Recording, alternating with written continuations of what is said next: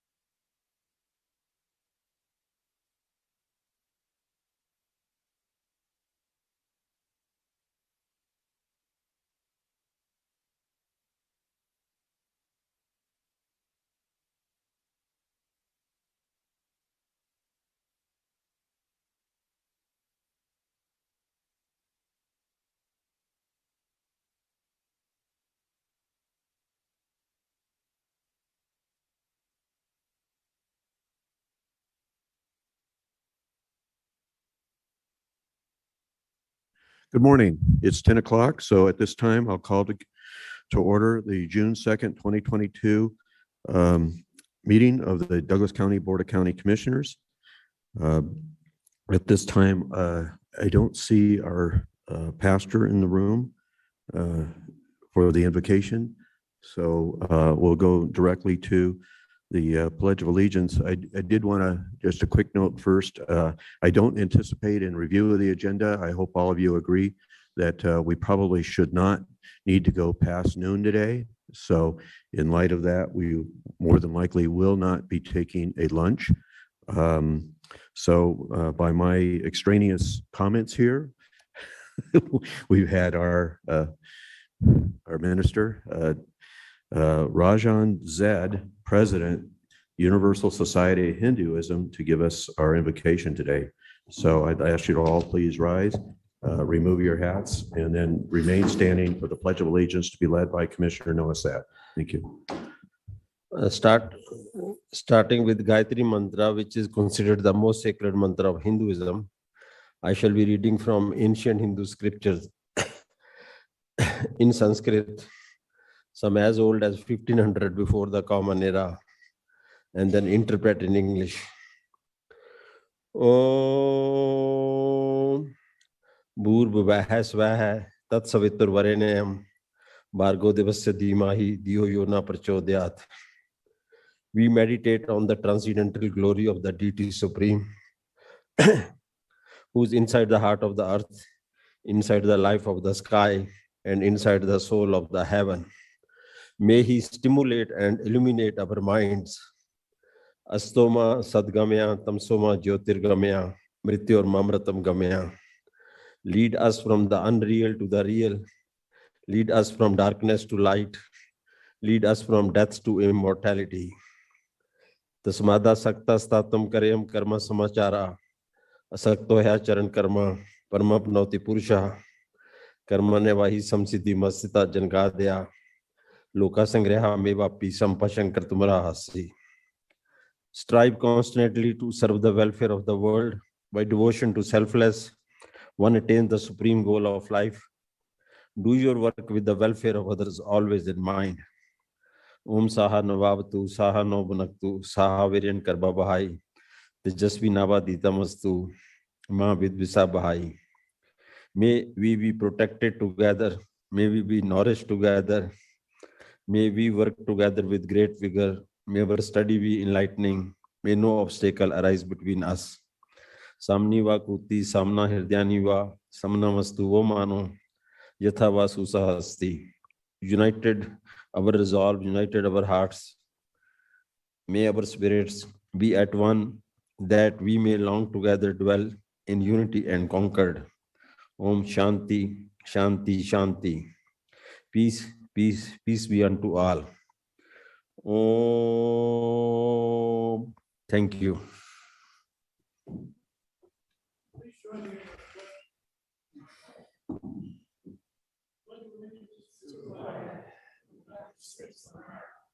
And to the republic for which stands, one nation, indivisible, with liberty and justice.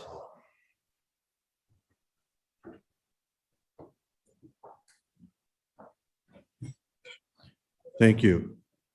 Yes. Yeah, I have my microphone. Yeah, I don't know if you want to try to figure.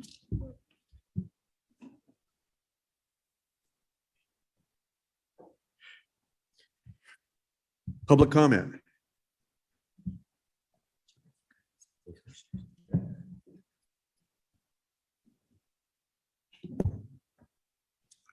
Well, good morning, everyone. So anyways, Ms. Thompson, if you could just hang on for just a minute. The pastor has asked for a joint picture with the Board of Commissioners. So if you would indulge us, we'll do that. Okay, so.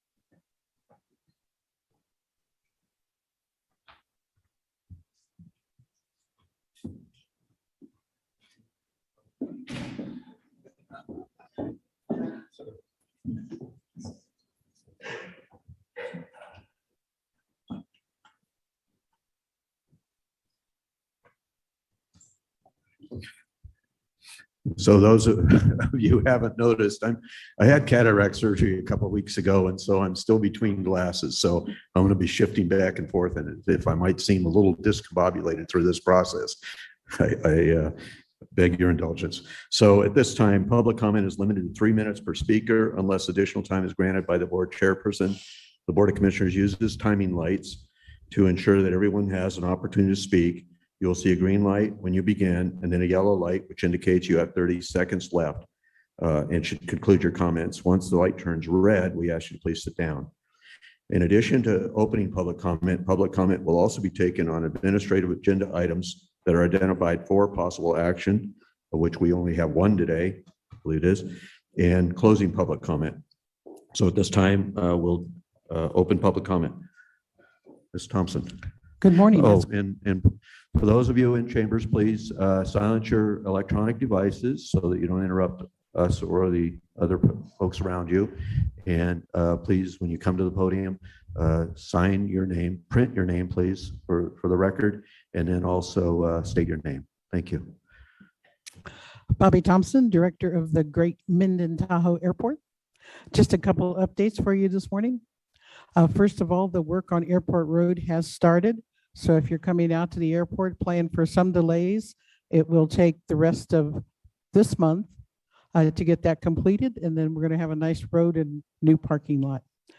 My other announcement in our effort to continue to be the Great Minden Tahoe Airport, we just found out that we have been selected as the airport of choice for the Century Golf Tournament that happens up at Edgemont. So from July 5th through the 10th, we will have, of course, increased traffic with all the celebrities coming and going. So we look forward to that, and we're in the preparation phase of it right now. So thank you very much. Thank you. You know, I happened to watch the movie Top Gun, and it looks like that's the airport of choice because they blew up. I'm revealing information here on the movie, but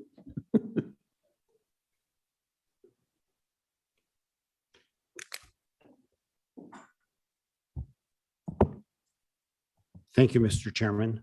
For the record, my name is Mark Nedenrip, and I want to make it very clear, I'm here in no official capacity. I'm here entirely on my own. Myself and several other Planning Commission members wanted to take the time to acknowledge the work done by Mr. Sam Booth. Sam started working for Douglas County approximately 3 years ago, and he quickly worked his way up to Deputy Director of Community Development. Sam helped guide the Planning Commission through the master plan update, and as a newer commissioner, for that, I will always be grateful. Sam presented several memorable special use permits. The one that was most memorable for me was the slaughterhouse on Centerville Lane. I found that Sam's presentations were very thorough and he was very well prepared. If you ask him for additional information, he always brought it back, and he was never afraid to say that he didn't know the answer, but he'd find it out. I found Sam to be gracious, thoughtful, and showed respect to the general public and the Planning Commission. Sam, I wish you the best. I'm glad that you're not leaving the area because hopefully you might give us some insight on the TDRs when we get around to changing Title 20. But again, I wish you the best. Thank you, Sam. Thank you, Mr. Chairman. thank you, Mr. Nedenrip.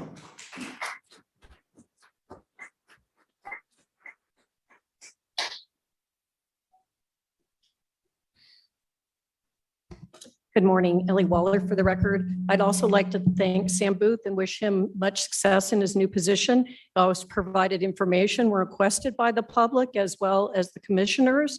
Don't always agree with staff recommendations, but sufficient information is always provided to disagree.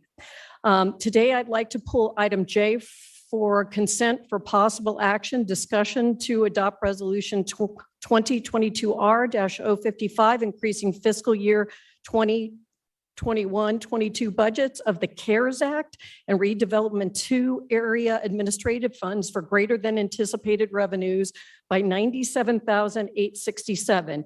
It's been a while that we've had updates on the CARES funding and would like a better understanding of the redevelopment area number 2 administrative funds. What is actually being budgeted for each of these? Thank you. Thank you, Ms. Waller.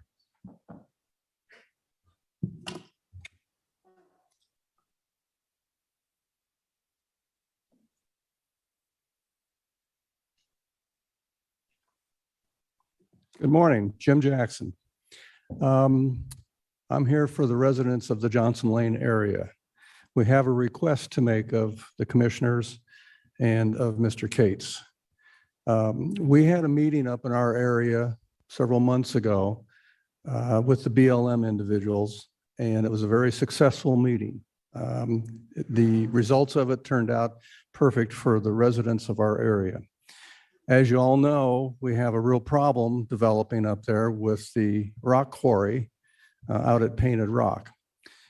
We feel that there's not much we can do about the quarry itself, but we can do something about the traffic going from the quarry down Johnson Lane.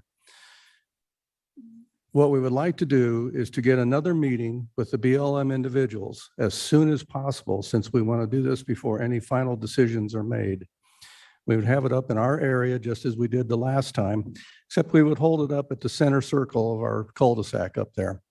I would arrange to get all the local individuals up there from our neighborhoods and from other areas along Johnson Lane. What I'm requesting the county to do is to get the individuals from the BLM and whatever county individuals and whatever commissioners would like to be up there to hear what we have to say. I feel that it would be important that the BLM individuals hear from us directly and see where this road actually is and what kind of traffic we're going to get on it. We've had a lot of discussions, a lot of letters going back and forth, a lot of phone calls going back and forth, but I feel that this would be something substantial that the county could do. There's a misconception maybe that the county is not doing anything to stop this. Whether that's true or not, I'm not here to argue that point. I'm just saying that if we could get this meeting to happen, it would go a long ways towards soothing some of the individuals up there saying that the county's not doing enough to help us. And I feel that this would be a very good opportunity for us. Problem is, we need to do it as soon as possible. 3-4 months from now would be way too late. We would like to do it maybe next week. I know that's asking a lot, but we want to get this done before final decisions are made.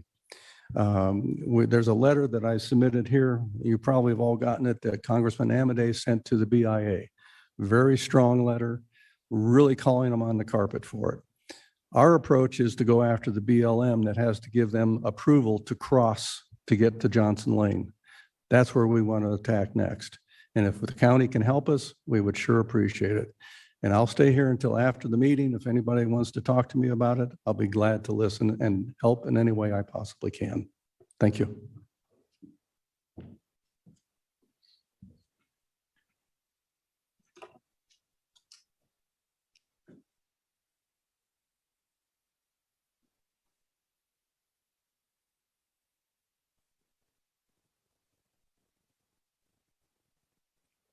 Thank you. My name is Carol Strail. I'm a neighbor of Jim's, and our property is going to be highly affected by all this traffic. And if in agreement you do come up to our area, I would love it if you came, we back up to BLM, so I would love it if you came and went into our backyard to see exactly what Jim is talking about.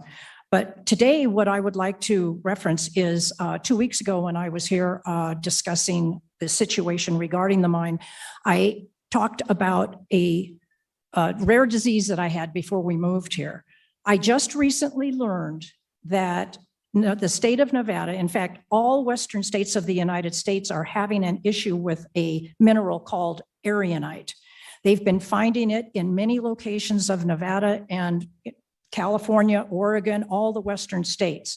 And I just want to read something. This is from the cancer.gov website that states, aragonite is a naturally occurring fibrous mineral that belongs to a group of minerals called zeolites.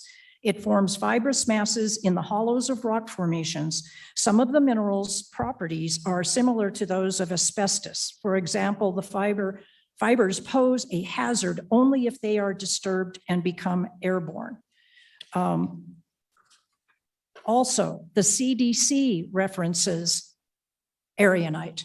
And in the article, it states, until recently, erionite was not generally considered to be a potential hazard in North America, in part because relatively little risk for exposure was seen. However, evidence has slowly accumulated linking exposure to erionite with serious adverse health effects in North America and suggesting that some workers may have a greater potential of exposure than previously recognized.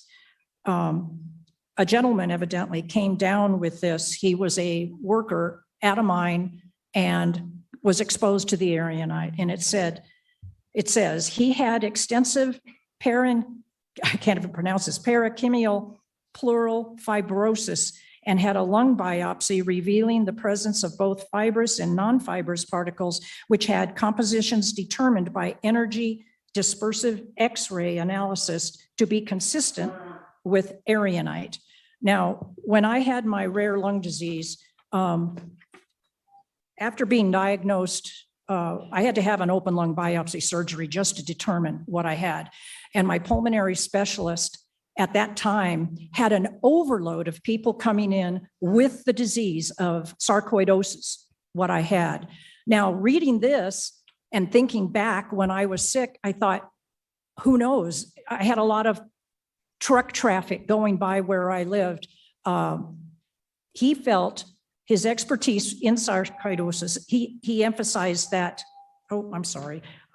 Anyway, he felt that the truck traffic contributed to my disease. And I think we need to examine this mountain with the potential that there could be erionite. And if so, it'll be hazardous to many people. Thank you. Thank you. I would encourage you to not only enter that into the record, but also submit that to the BLM in their report. So those are some important environmental issues. So thank you. Is there any other additional public comment here in chambers? Mr. Ingalls? Well, wait, hang on. Okay, we still are in public comment. Is there any public comment here in chambers? And then I need to go online and then I'll come back to you, Mr. Ingalls. Okay, additional public comment here.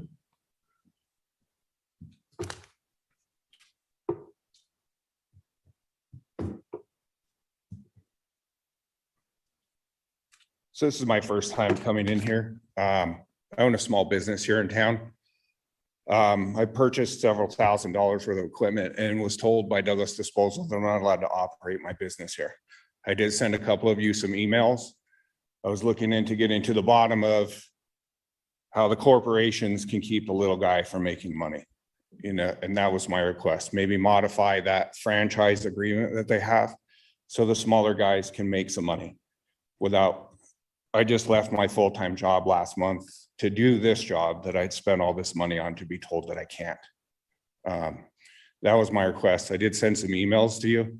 One of your emails, Mr. Rice, does not work online. I don't know what is wrong with your email on the county website. But that was my request, and hopefully I can hear from some of you. We can dig into it a little bit and see what can be done to modify this thing to where I can make a living for me and my kids.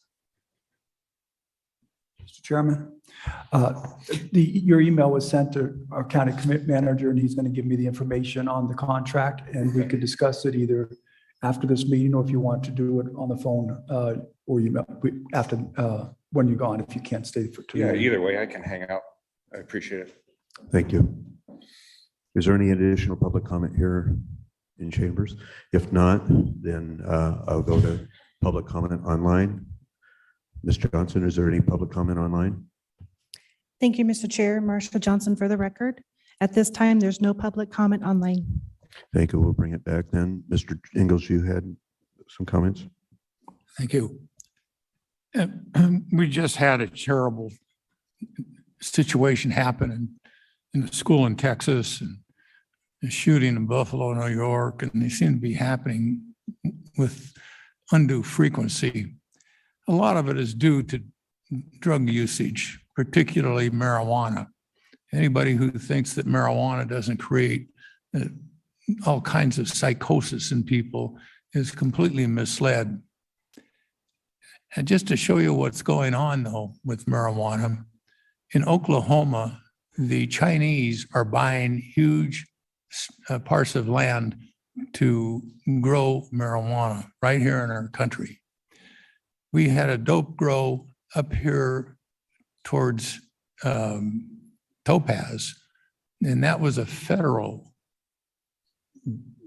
bust, wasn't it? Yeah. And they found Chinese nationals involved with that grow. There was also a big grow out towards Markleyville last year in the fires, but it got burned up. It's all around us. And this stuff is a lot stronger today than it was back when the hippies were running around. I don't know what the answer is, but what the problem is it creates is a psychosis in particularly younger people who don't have a fully developed frontal cortex. And they can start having a thought process that is so alien to all of us in this room that you start to have things happen like we're happening. And now the federal government wants to legalize marijuana. This is terrible. Along with fentanyl, it's very destructive. So just be aware of this. And if you see a clandestine grow somewhere around your neighborhood or up in the mountains when you're hiking, let Sheriff Dan know. And it may be a lot more than you think. Thank you. Thank you. At this time, we'll go to the next item on the agenda, and then that's the approval of the agenda. At this time, I'll entertain a motion to approve the agenda, the proposed agenda as presented. So moved. Motion by Commissioner Noasad. Oh, second. Commission, seconded by Commissioner Rice to approve the agenda as presented. All those in favor signify by saying aye. Aye. Okay, motion passes 5-0. At this time, we'll go to the approval of the previous minutes for possible action, the discussion to approve the draft minutes of April 21st, 2022 regular meeting and the April 22nd, 2022 special budget meeting of the Board of County Commissioners. Entertain a motion for that. I'll make a motion to approve the minutes as later specified. Okay, motion by Commissioner Tarkanian, seconded by Commissioner Ingalls to approve the draft minutes of April 21st, 2022 regular meeting and April 26th, 2022 special budget meeting of the Douglas County Board of Commissioners. All those in favor signify by saying aye. Aye. Motion passes 5-0. Consent calendar.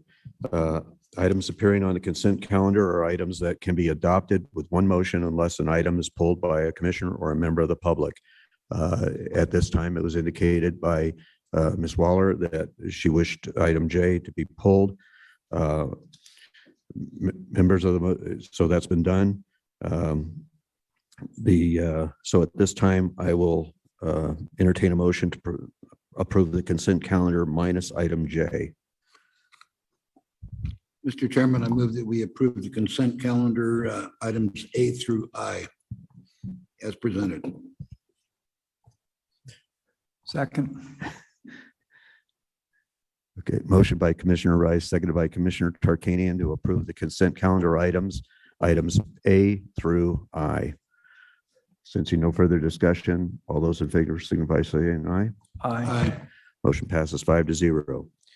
We'll go into the administrative agenda.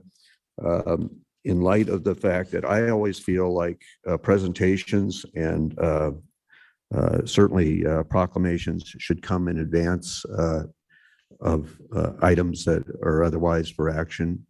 I'm going to place item J versus having it at number 1 on the agenda. I'm going to place it after item 3, after our presentations, ceremonial presentations. So Ms. Waller, I hope you agree with that process. Okay.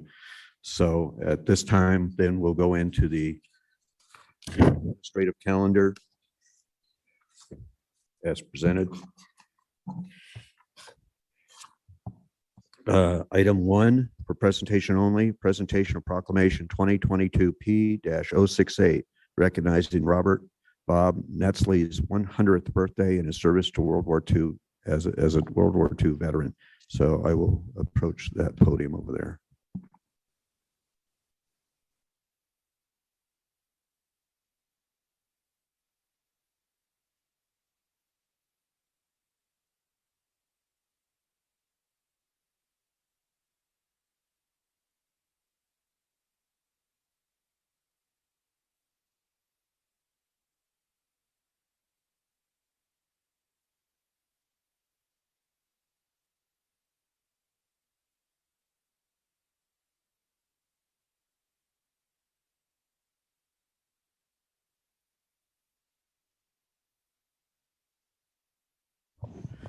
So we have a very distinguished individual with us today. I want to let you know that this individual, well, it's stated here, so I'll go ahead and read it and then make some comments. Proclamation, Douglas County Board of Commissioners. Let me see if I can do this. No, sorry. Proclamation, Douglas County Board of Commissioners, Proclamation 2022 P-068, celebrating Robert Bob Netzley's 100th birthday. Whereas Robert Bob Netzley was born on June 6th, 1922. And whereas Bob Netzley enlisted in the U.S. Navy shortly after the attack on Pearl Harbor.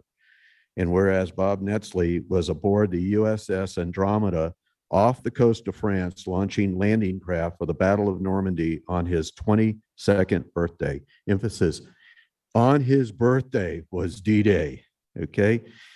June 6, 1944, also known as D-Day. And whereas Bob Netzley resides with his daughter, happens to be Bobby Thompson, in Minden, and is cherished member of this community. Therefore, be it proclaimed by the Douglas County Board of County Commissioners to recognize the sacrifice of Bob Netzley and thank him for his service to our country and to wish him a happy 100th birthday. Adopted this second day of June 2022, Board of County Commissioners, with my signature and witnessed by our clerk treasurer, Amy Bergens. So, Bob, what what a distinguished career, and who would have known that the General Eisenhower decided to attack and liberate the continent of Europe from the Nazi regime on your birthday. So I don't know if he asked your permission to do that, but anyways, we are honored that you could be with us today. For those of you who are not aware of it, he will be having a celebration of his birthday in Minden Park this coming Sunday from 2 to 4. And so you have an opportunity to come down and sing happy birthday to him as well on that day. And I'll be representing this proclamation to him on that day as well. So a sad day in our history and a great day in our history, right? The June 6, 1944, but we appreciate your service. And without further ado, I'll present this to you.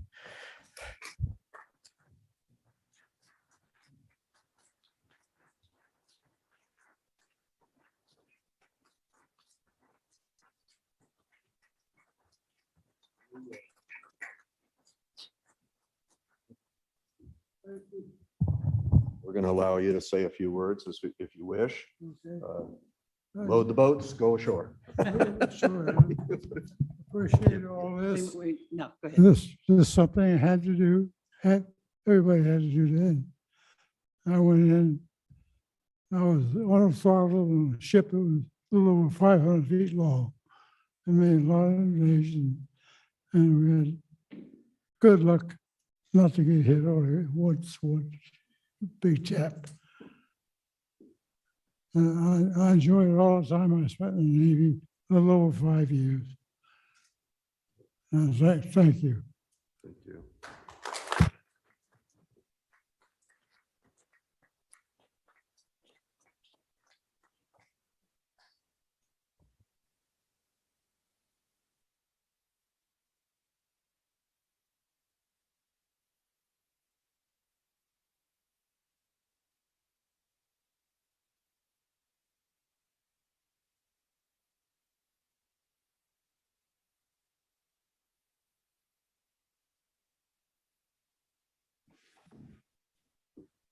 One thing also that Dad wanted to say was he wants to recognize all the veterans. I know there's several veterans in the room today, and we want to thank them too, because veterans, no matter what year they were in or what they did, we appreciate all of them, and this is for all of them. Thank you.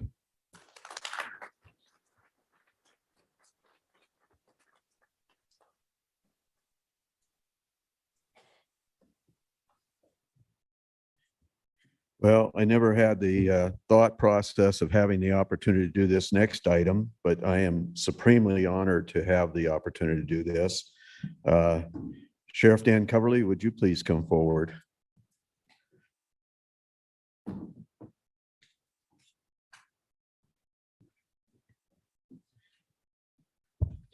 It's certainly a rare occasion when we as a county get the opportunity to present an individual of our community a 25-year service pin.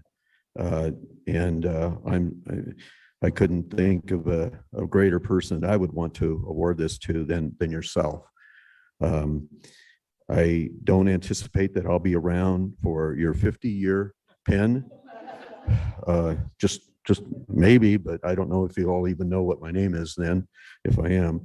But I think this community would love to have the opportunity to present you a 50-year pin, should that, and you'll be here. So I'm convinced of that. So with that, there is your 25-year pin, certificate of appreciation, which doesn't go, we were thinking about getting a watch, but you have one already. So, and we're not retiring you, by the way. So don't think that this is a farewell by any stretch of the imagination. So, and that was evidenced by the fact that nobody took the opportunity to challenge you in this recent election. So we congratulate you on having another opportunity to service as our sheriff for the next 4 years as well, and hope many more after that. So that's all I'll say, but I do know that there is probably a host of individuals in the audience today that also wish to say a few words. So I will ask, if I'm not mistaken, newly married Under Sheriff Ron Elgis. Melissa, do you know anything about that? This is Dan's moment. Okay. Okay. So with that, I'll let you. Can I turn this again? Let me.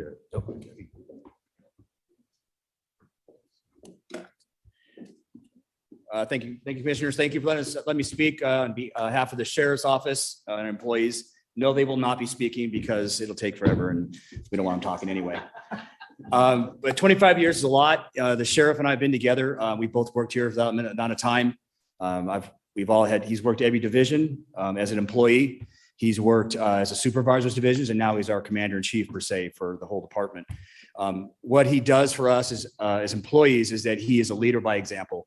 And that is what I think growing up through the system and being here has done for us as a sheriff's office in our community.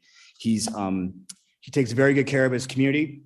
As a deputy, he did a lot of good things for people, and including putting a lot of bad people in jail. And that's really the job. It's hard for me because we're now in a business mode. We run a business per se. We don't put a lot of people in jail as much. But the other day I had some employee issues. Anybody that manages employees knows you get issues as part of the job. I wanted to talk to him. He was at lunch. He came back from lunch and all he wants to do is tell me about a ticket he wrote. I'm like, I got things going. I don't have time, but he's the boss. So I sat back and I listened as he said, because he gets mad because I tell him, number 1 lane is the fast lane for fast cars. Number 2 lane, slow cars, slow lane. So he says, because you tell me all the time, he goes, I was driving in the slow lane like you tell me. And somebody passed him doing 80-something miles an hour. So then he goes into, he's stopping him, citing him. The conversation, I had to sit there and wait, but I had things to do. So what it reminds me, I think it reminds our employees as well, is that he leads by example. I think that's what he's done his whole career and as the sheriff. I think that's why he's in the county. I think the people like him as what we like him as our boss, because he is still leading by example. He's still a cop. We grew up playing cops and robbers, young kids. That's what we did. And we still do it now. And 25 years, he hasn't forgotten that. And he stays energetic and he does a great job as our boss. And I'm grateful. I'm grateful that we're all here and I'm grateful for him. So congratulations from me and the employees for 25 years. I'm not going to be here in 25 either, but good luck if you are.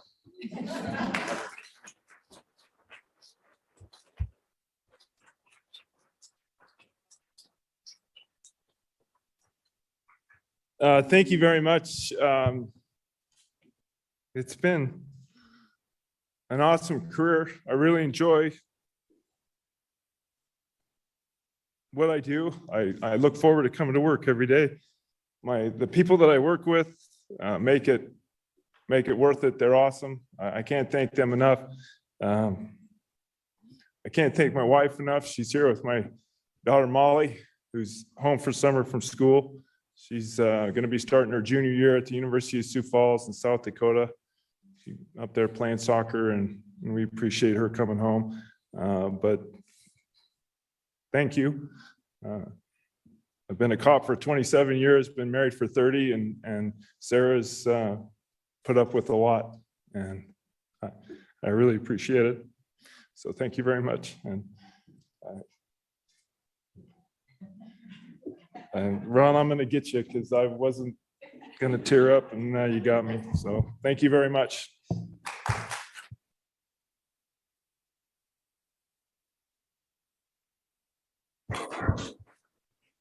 Sarah, have you ever seen him in tears before? Yeah, okay. I can imagine that would happen. So anyways, we're certainly honored to have Sarah, his wife, and Molly, one of his daughters, here also today. So I'd like to invite them up for a picture opportunity as well. But rare occasion that we get to see to draw Dan to tears. So anyways, that's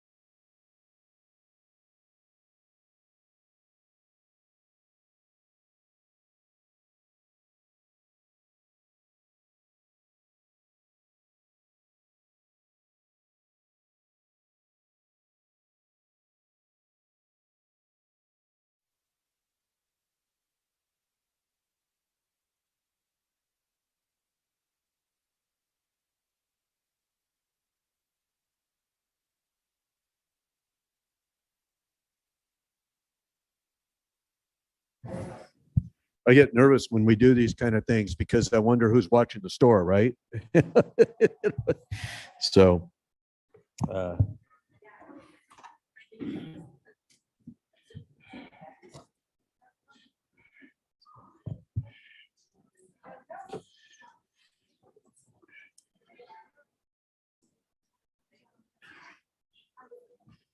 this is Lindsay here. Yeah.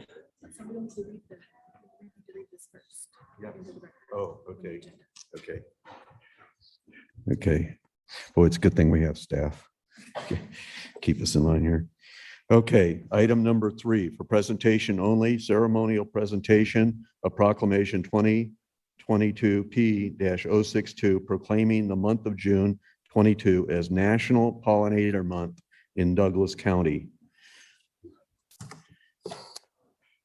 So proclamation, Douglas County Board of Commissioners, proclamation 2022 P-062, June 22, 2022 as National Pollinator Month in Douglas County.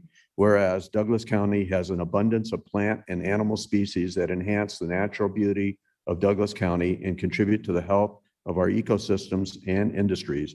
And whereas pollinator species such as bees, birds, butterflies, bats, beetles, and others provide substantial benefits that are vital for maintaining healthy flora and fauna, supporting wildlife, providing healthy watersheds and soils, and more. Whereas healthy pollinator populations are critical to the continued economic well-being of agricultural producers of rural America and of the U.S. economy, and about 1 in every 3 bites of food exists because of the work of pollinators. Whereas pollinator populations have seen a steady decline since the 1950s, which may be due to factors such as disease, parasites, viruses, loss of habitat, exposure to pesticides, and lack of genetic diversity. And whereas it is critically important to encourage the protection of pollinators, increase the quality and amount of pollinator habitat and forage, reverse pollinator losses, and help restore pollinator populations to healthy levels. And whereas National Pollinator Month provides an opportunity to celebrate pollinators in our country, encourage the protection of pollinators, increase the quality and amount of pollinator habitat and forage, reverse pollinator losses, and to help restore pollinator populations to healthy levels to ensure healthy ecosystems and food security. Therefore, be it proclaimed by the Douglas County Board of Commissioners to recognize the vital significance of protecting pollinator health, do hereby proclaim June 2022 as National Pollinator Month in Douglas County, Nevada, adopted this second day of June 2022 Board of County Commissioners. And we have Lindsay Chichester here to receive this. Yep, my colleague Jessica Gardner. Okay. Call it, what's her last name? Jessica Gardner. Yeah, She that's what I thought you said. Yep. Never mind hearing my name again. So anyways, all right, thank you. Lindsay Chichester from the UNR Extension Office here in Douglas County. My colleague Jessica Gardner runs our horticulture outreach programs. And so, as you heard, June is National Pollinator Month. We're just doing a lot of outreach this month, education, fun things about celebrating our pollinators in different capacities and just bringing awareness to what everybody can do at some level to support them and our healthy ecosystems. So if anyone's interested, we do have a lineup of events that are going on this entire month. We invite you to come out and join us if you're interested, from family-friendly kids to adult activities. So thank you very much. We appreciate it.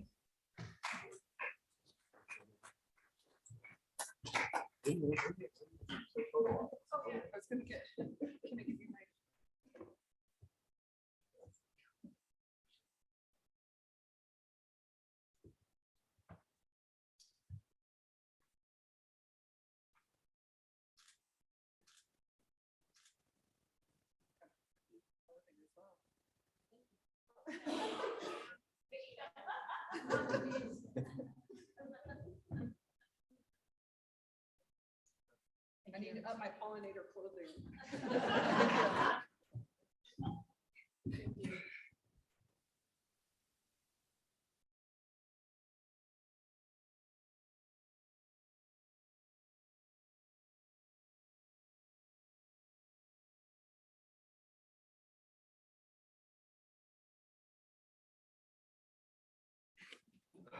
okay.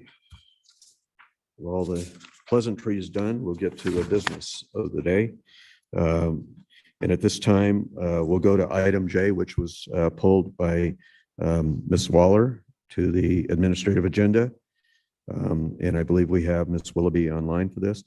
For possible action, discussion to adopt resolution 2022 R-055, increase in the fiscal year 2021-22 budgets of the CARES Act and Redevelopment Area 2 administrative funds from greater than anticipated revenues by $97,867.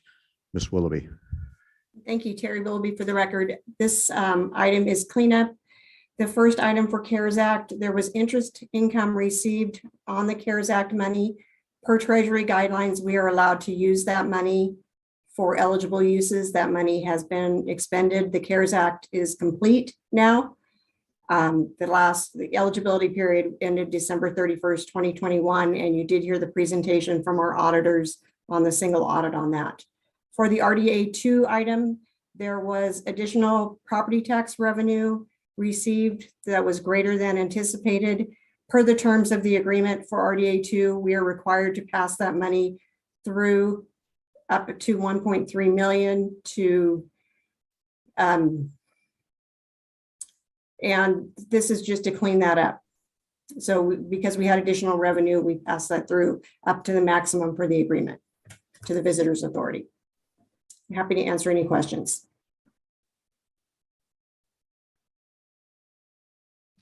Thank you, Ms. Willoughby.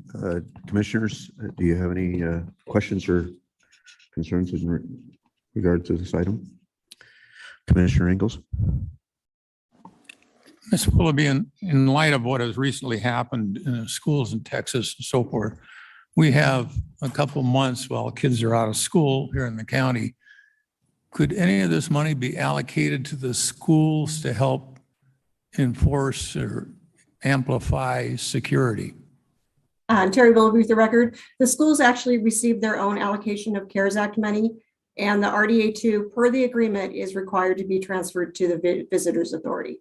And so we don't have the legal authority to pass that through to the school.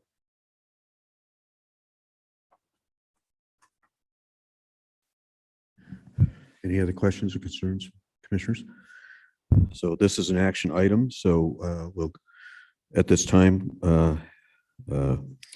ask for public comment.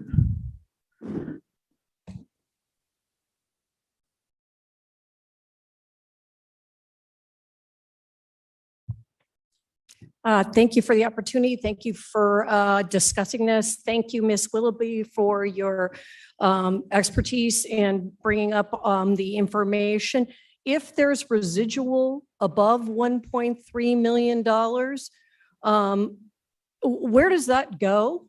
Thank you. Terry Willoughby for the record, that would stay in the RDA2 Special Revenue Fund, and we would spend that at the direction of the Board of County Commissioners and the District Attorney. Is there any additional public comment? Since you know additional public comment, I'll ask Ms. Johnson if there's any public comment online. Thank you, Mr. Chair. Marsha Johnson for the record. At this time, there's no public comment online. Okay, I will bring this back to the Mr. board. Chairman. Mr. Chairman, if I may, Mr. Cates. I just want to add, so the way the RDA2 and the funding agreement with Visitors Authority works, with the RDA2 being dissolved by a vote of the people, any money that is collected beyond the roughly 1.3 million obligation that we have, that gets distributed to all the entities that would normally be entitled to that property tax. So some of that comes to the county, some goes to school district, some goes to Tahoe Douglas Fire, and some of the GIDs up at the lake primarily. Thank you. Yes, that's the question I had, because I think Ms. Waller indicated it was 1.1. Did you say 1.3? Maybe I did miss that. Okay, so it was 1.3. I also wanted to take the opportunity, Mr. Ingalls, I appreciate your concerns.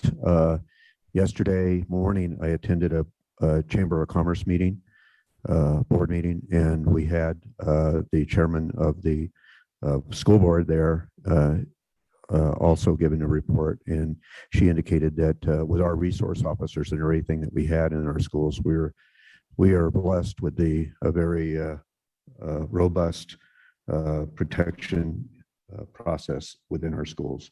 So I was happy to hear that, and I just wanted to let you know that, Mr. Ingalls. So this is an action item. We've had public comment, and we've asked for public comment online. Is there any other commissioners that wish to say anything more on this? Commissioner Ingalls. You know, it's one thing to talk about keeping our kids safe. And we want them to not only feel safe, but be safe. And I would strongly recommend that the resource officers at the schools become familiar, and with the sheriff's department, on a weapon called a Benelli 12-gauge shotgun. It's a semi-automatic shotgun. And to carry a load of double-aught buck, it'll stop anything that they would encounter. So even somebody who's aggressive, out of their squash, coming at them with an AR-15, this weapon will do it. So it's just something we should be aware of. Thank you. Thank you. At this time, I'll entertain, seeing no other comments in regards to the resolution 2022 R-055. I'll entertain a motion. Mr. Chairman, Commissioner Ingalls or Commissioner Rice. Mr. Chairman, I move that we adopt resolution 2022 R-055, increasing the fiscal year 2021-22 budgets of the CARES Act and Redevelopment Area 2 as presented. Okay. Motion by Commissioner Rice, seconded by Commissioner Ingalls to adopt resolution 2022 R-055, increasing the fiscal year 2021-22 budgets of the CARES Act and Redevelopment Area 2 administrative funds from greater than anticipated revenues by $97,867. Sensing no further discussion, all those in favor signify by saying aye. Aye.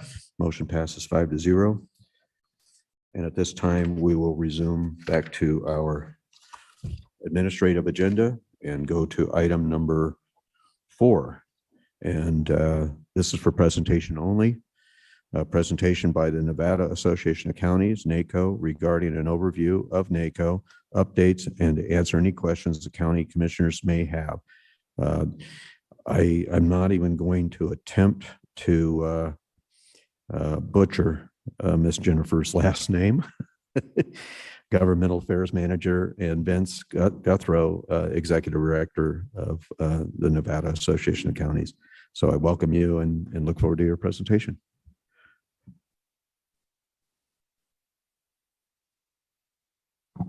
Okay. Thank you to the staff for getting us set up. Yeah, my name is Vincent Guthrow. I serve as the Executive Director for the Nevada Association of Counties. And as you mentioned, Mr. Chair, with us is Jennifer Berthum, the Government Affairs Manager for NACO. I am meeting, I think, some of you for the first time, so I just wanted to provide you a little background on myself. I served as the Deputy Director for this association for the past 4 years, and the board selected me last August to serve as the Executive Director. And Chair Gardner, appreciate time on your agenda this morning, and we're happy to be here. I just want to also extend a thank you to Douglas County for your membership and support of NACO. So the NACO Board of Directors, so how we're governed is by a Board of Directors is made up of at least one commissioner from each of our member counties. We'd like to extend a personal thank you to Commissioner Tarkanian. He is the current Douglas County representative on the NACO board, and also to Chair Gardner. He serves as the alternate, and they've both been great representatives for Douglas County on the NACO board. Just want to highlight our executive committee for all of you. Currently, the 2022 NACO president is Washoe County Commissioner Bob Lucy, and NACO's executive committee is made up of immediate past president Clark County Commissioner Marilyn Kirkpatrick. Commissioner Higbee from Varlin Higbee from Lincoln County serves as president-elect, and Supervisor Giomi from Carson City serves as NACO's current vice president. The NACO board also includes affiliate members. Our affiliate members are those statewide associations such as your Clerks Association, your DA's Association, Sheriff's and Chiefs Association, among others. They have a non-voting seat on our board, and we work closely with those affiliate members, especially during the legislative session. This is the mission. Doesn't look like it's showing up on the screen, but oh, there we go. You just have to wait a second. NACO was created in 1924. We're coming up on our 100-year anniversary. We are enabled in statute. This, as I said, is our mission. It's to support cooperation and coordination amongst Nevada's counties. Nevada counties, both small and large, have a lot of similar issues at the state, local, and federal level. And NACO works hard on your behalf to be nimble and provide resources to support Nevada's counties in multiple ways. One of the ways that we do that primarily is NACO serves as a forum of collaboration between Nevada's county commissioners, and we address common issues that affect counties, as well as serve as a way for commissioners to come together to better serve their communities. Our board meets once a month. Some examples from our recent board meetings, we discussed federal funding for counties from the National Resource Conservation Service, the board discussed a 2022 NACO strategic planning session so that we can continue to serve members effectively. And we designated and honored our Old Americans by recognizing May as Older Americans Month.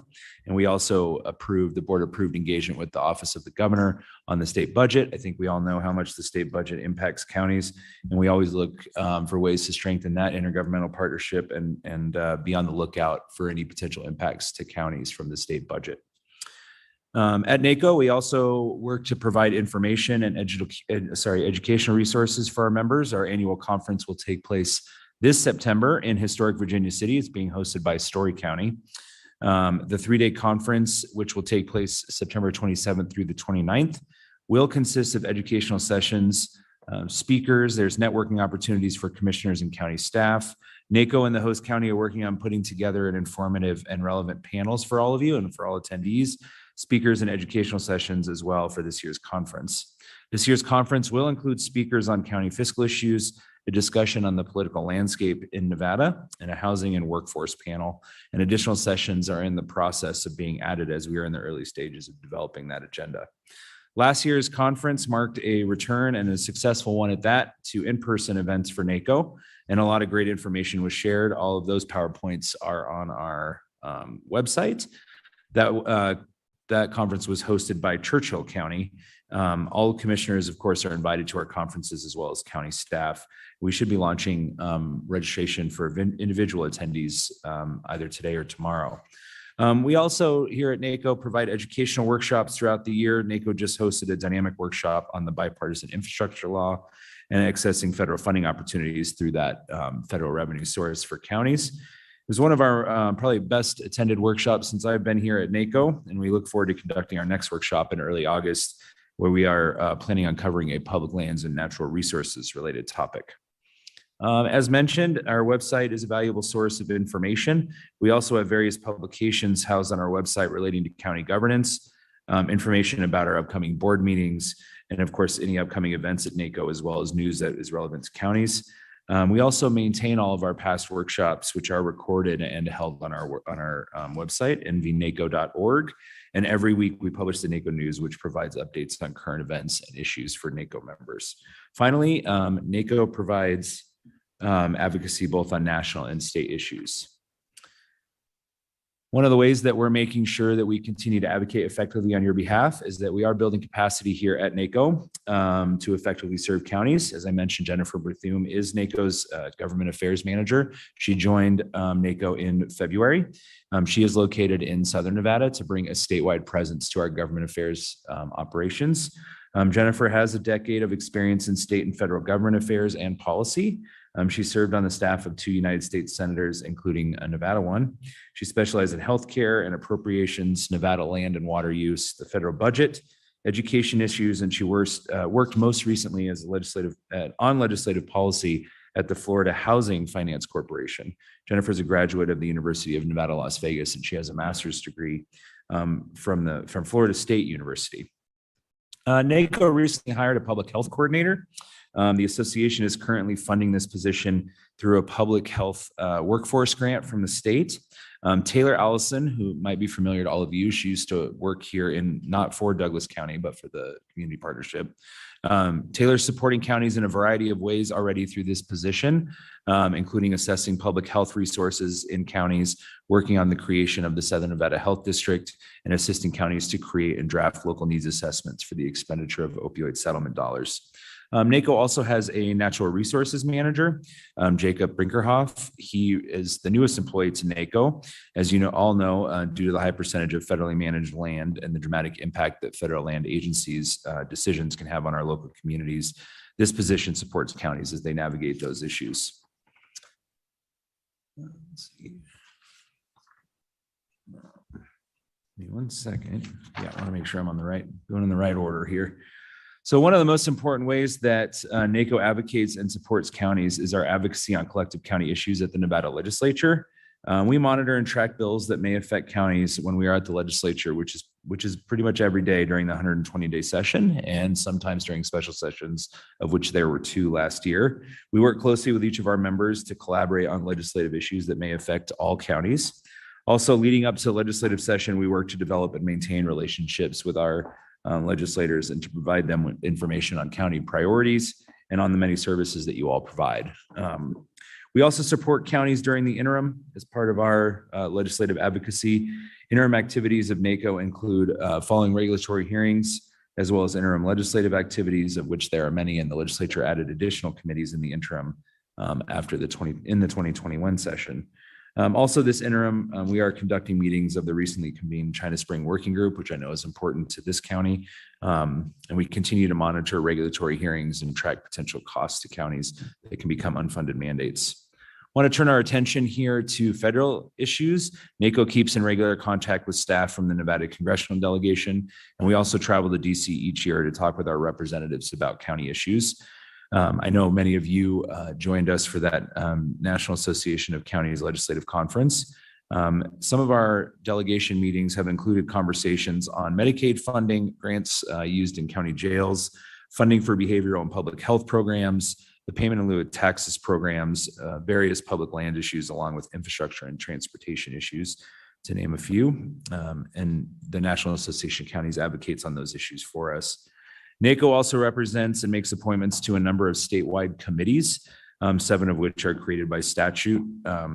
Just to name a few, some of those include the Committee on Local Government Finance, the Nevada Rural Housing Authority, the Commission on Off-Highway Vehicles, and the State Land Use Planning Advisory Council.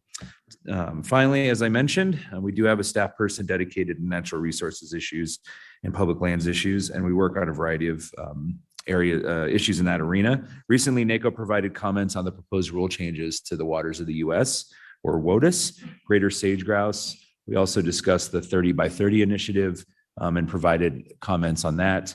And we're engaging on a handful of other issues, including renewable energy and the Fallon Range and Training complex modernization. We've also advocated strongly for mitigation in the One Nevada response to the neighbors' proposals at Fallon as they might affect counties. As I mentioned, the NACO board has a public lands and natural resources subcommittee that works in more detail on public lands issues and provides guidance to the NACO board and staff. As part of our discussion today, I do want to turn that towards and provide information for this board on how we support counties during the legislature specifically, and provide our perspective on the most recent session of the Nevada legislature. This last session, NACO was able to increase our presence at the legislature. We hired a public policy intern. We engaged NACO's natural resources manager on specific policy areas with the legislature, and between Dagny Stapleton, who is my predecessor, and myself, we are engaged with the legislature every day during session.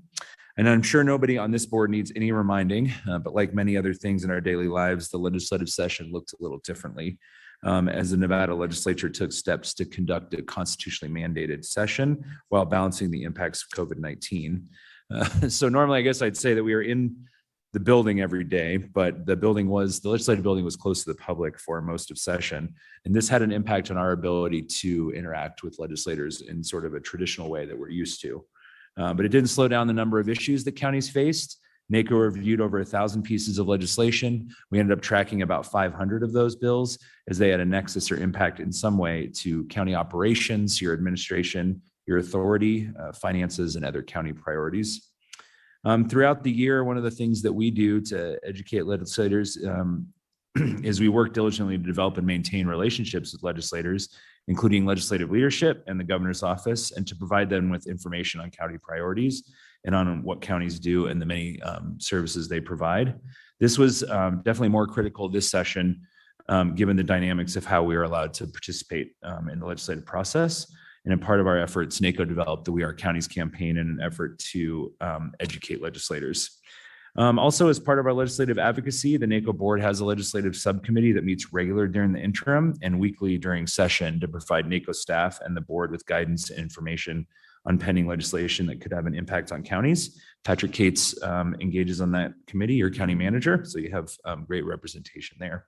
And he's been a great partner on that. Our general overview of the 2021 session is that when we started, and many of the conversations that we had with the NACO board and our legislative committee, was that there are a lot of things that would have had a significant impact on counties, and especially a fiscal impact on county operations. We worked very hard on a number of fronts, and together with other county lobbyists as well as the cities, and on specific policy issues as well. We engaged with the business community to walk back a lot of these proposals. I can say in the end, I think we came out a little bit better than we thought we would fare sort of at the end there. However, there were, and many of the issues that we were faced with at the beginning, we resolved. However, there are just two specific bills that affect criminal justice reform. They're AB 424 and AB 116. AB 424, which mandates pretrial release hearings within 48 hours, and AB 116 would decriminalize traffic fines, will have and has had fiscal impacts, especially to our courts, as they will need to set up new systems in response to these approved changes. While ultimately provisions we requested and advocated for were included that potentially reduced impacts, the impacts from these bills do remain for counties. In response to the passage of these bills, NACO is requesting that counties try and track these increased costs of the reforms. The sponsor of the legislation is committed to providing funding in some way in the 2023 session. One other bill that I wanted to mention that would have had a dramatic impact on counties was the proposal for an innovation zone. This bill was proposed in the governor's State of the State address leading into the 2021 session. The NACO board and all counties counties were opposed to this new form of government, which basically allowed private industry basic autonomy over their own government and separate out from the county in which they were located. Ultimately, after extensive work by NACO, individual county lobbyists, and our city partners, the bill was turned into an interim study. It was subsequently withdrawn by the sponsor. NACO will, of course, continue to monitor any legislation that would allow for an innovation zone. Also, during the 2021 session, NACO worked successfully on amendments to bills related to land use and development, county roads, employment, short-term rentals, broadband infrastructure, collective bargaining, and marijuana to make sure that county authority was preserved and that fiscal impacts were minimized. I want to highlight the three NACO bills that passed in the 2021 session. The board approved three of them were passed by the legislature and signed by the governor. Assembly Bill 1, it now requires that all newly elected legislators receive training on local government through their new legislator training, which is administered by the Legislative Council Bureau. This has actually been a priority of the NACO board for some time, as so much of what the state does impacts local government. And with so few legislators coming up through local government, they often don't have an idea of sort of a full picture of how the policy decisions might impact counties. Assembly Bill 2, the passage of this bill increased the number of boards a qualified individual is able to serve on when appointed by the governor. Prior to the passage of AB 2, an individual could only serve on one gubernatorially appointed board at a time. And given the requirements for the appointments that NACO makes to specific boards, this helped us to be able to make sure that local representation is increased on these critical public policy boards. And I mentioned those examples earlier, and they also include state transportation boards and water boards, et cetera. Assembly Bill 33, prior to the passage of AB 33, not all courts in the state were using a consistent approach to determining paternity and adoption proceedings. This often caused a backlog in cases and limited the ability of county adoption agencies to place kids with families. This is especially a problem in our urban counties. AB 33 codified the widely accepted approach to determining paternity that existed in the child support statute and moved it into the child welfare statute. This will ensure a consistent approach statewide to adoption proceedings. So we want to look to 2023, which isn't that far away, just around the corner, but it's actually close. It is closer than you think. I did want to have Jennifer Berthum, Mr. Chair, share sort of her thoughts and NACO's preliminary outlook on that session, if you don't mind. Great. Thank you, Jennifer Berthum, for the record. So we are currently 8 months out from the 2023 legislative session. As such, NACO, we are well into our planning efforts for that. As Vince mentioned, our legislative subcommittee is meeting monthly, and during session, we will continue to meet weekly. That is open to any commissioner or staff who is interested. This is where any possible NACO bill drafts will be vetted. NACO is allowed to submit 5 bill draft requests, and those are due September 1st. As such, anything that the committee agrees on will go before our full NACO board at our August meeting. Another way NACO is engaged with the legislative process is in providing support to counties on fiscal note requests. These are important tools that give counties an opportunity to weigh in on any financial impacts proposed legislation may have. We will continue to flag those priority fiscal note requests for you. And just before I turn it over to Vince for our closing, I wanted to list some things that we're always monitoring during the legislative session, and that's unfunded mandates, the state budget, funding for indigent defense, rural CPS assessments, Medicaid match, any services that counties partner with the state on, and making sure any state services do not get pushed down to counties. Thank you. Thank you. I just wanted to go over a few more things, just to give you a comprehensive look at what some of the other things that NACO engages on.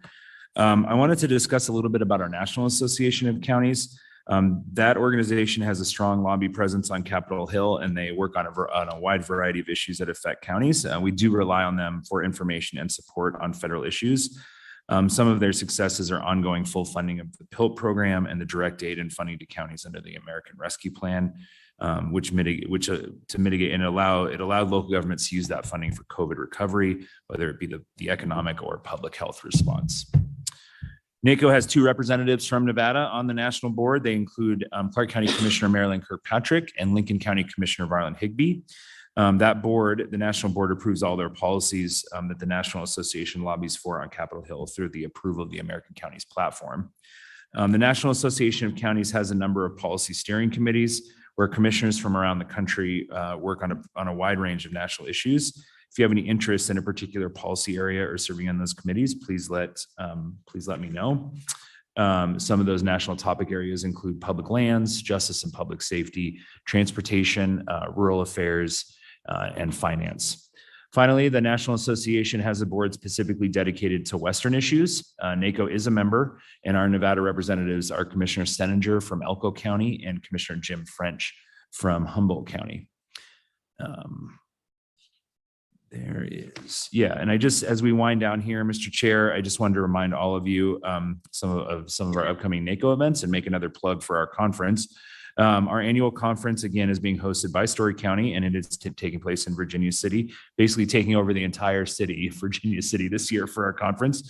Again, be on the lookout for registration launch here in the next couple of days, and save the dates, September 27th through the 29th. I can guarantee you that it will be something not to miss.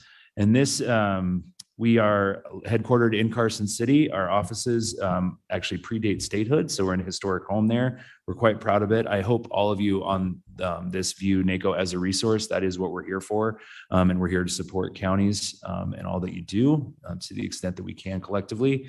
And there's our contact information. Again, I want to thank the chair and this board for the time, and I'm happy to take any questions or if there's anything that you want additional detail on. Happy to answer them if I can. Thank you, Mr. Guthrow. So this is a presentation only item, so we will not be taking public comment on this. However, commissioners, you certainly have the opportunity here to ask questions. Commissioner Ingalls. Okay, I understand that NACO is a national organization and counties back east have different problems than counties out west here.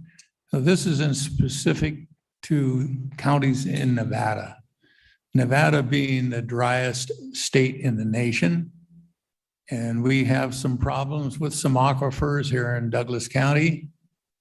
What is the position of NACO in regard to development and water? Thank you. Right. So just a reminder, we are the state association for Nevada's counties. So the way the structure works is that there's a national association that supports us on federal, like national issues. The NACO board does not have a specific position on Douglas County aquifers, but I know that water rights is important to our members individually. I know that there's been some discussion among our board members just preliminarily about having where we can find collective agreement there on what to do about water policy. I think one of them is around adjudication of water rights and that type of thing through the state engineer's office. But the NACO board does not have a position on individual water rights necessarily, other than to follow the current law, I guess. Well, that answers part of the question. There's nothing you can do. The other part of the question is, what about development? I guess I'd be interested to know if there was a specific question about development. Are you talking about development of housing? Are you talking about development of industry? Are you talking about Both land come use? together. Yeah, sure. So we believe that those decisions are best made at the local level. That's been the position of the NACO board for, gosh, as far as I can remember. We in fact try and thwart efforts by the state to become a land use planning agency. That's sort of where our role comes in. It's to preserve local authority over your development decisions. That's where the NACO board stands as far as that goes. I don't think you would want a statewide collective board making land use or development decisions for your county. And we certainly don't want the state to do that. We believe that is a local decision. That's the board's decision or position. Let me ask you this. Does NACO support development in the state of Nevada?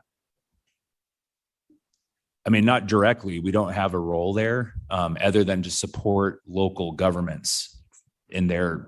Well, son, you will when we start running out of water. Yeah, it's a scarce resource here in Nevada for sure.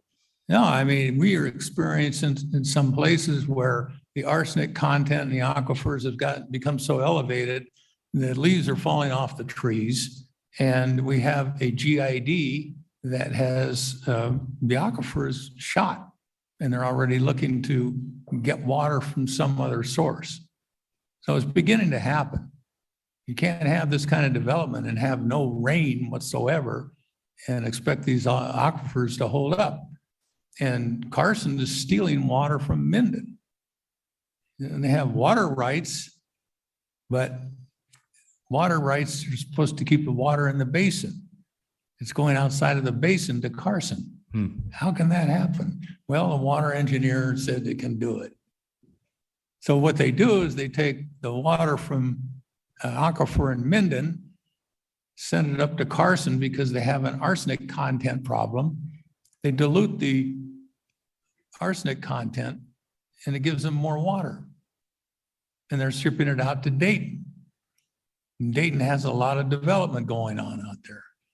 So unless something changes, this place used to be a giant lake.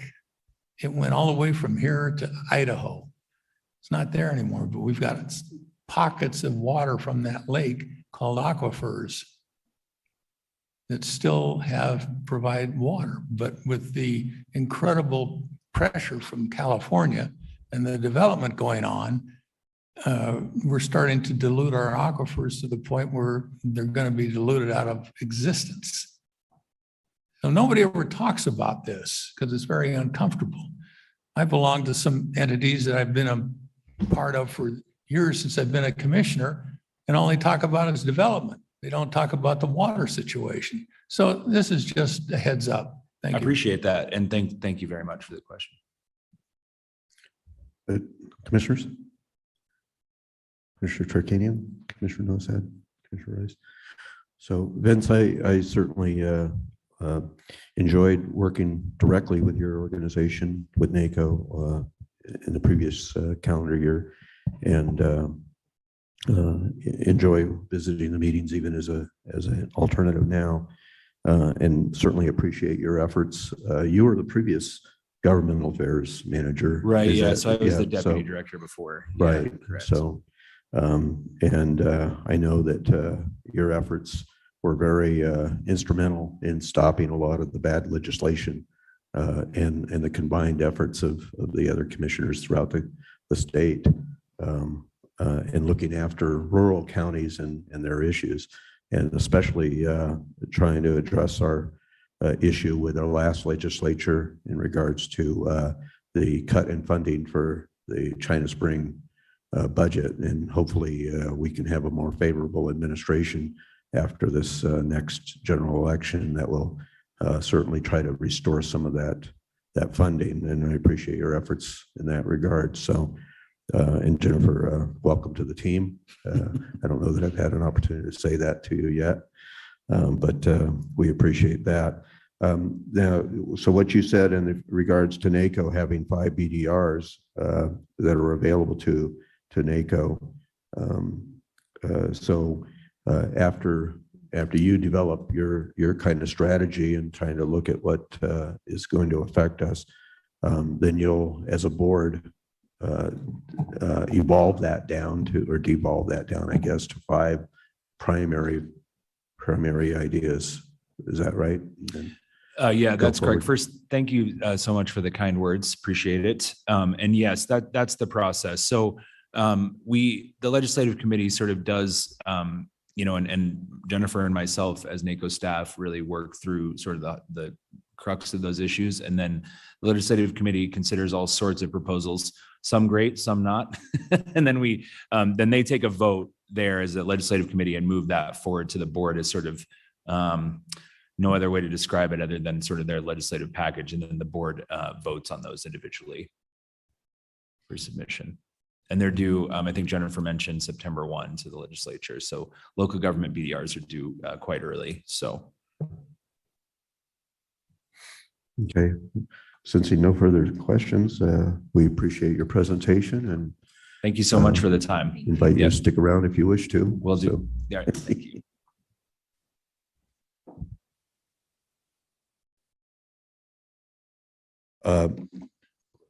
Okay. We did experience, just so you know, we did experience a short outage of our feed to the public, I guess, during this presentation, but I understand that we're now restored. So, okay, that's good.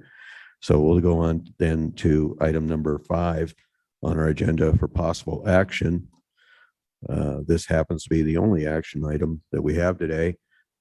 We will be allowing public comment on this.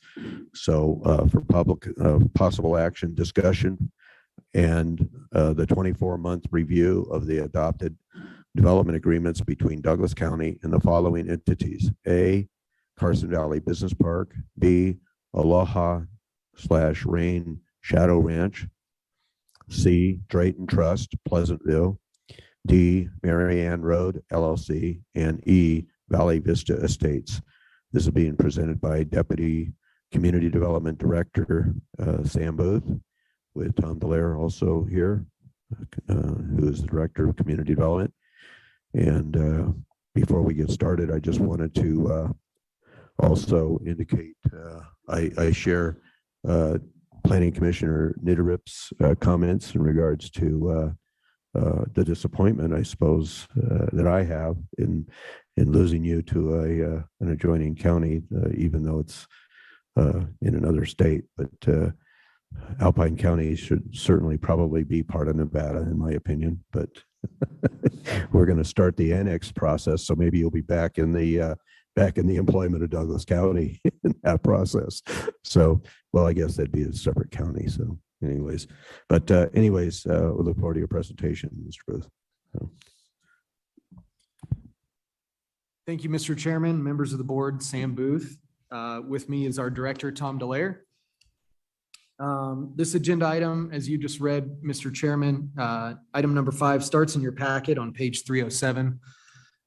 This today is just a review of required by NRS and Douglas County Code, NRS section 278-0205 and Douglas County Code 20.400, to do a 24-month review of all development agreements that the county has. Those are on a rolling basis every June and December.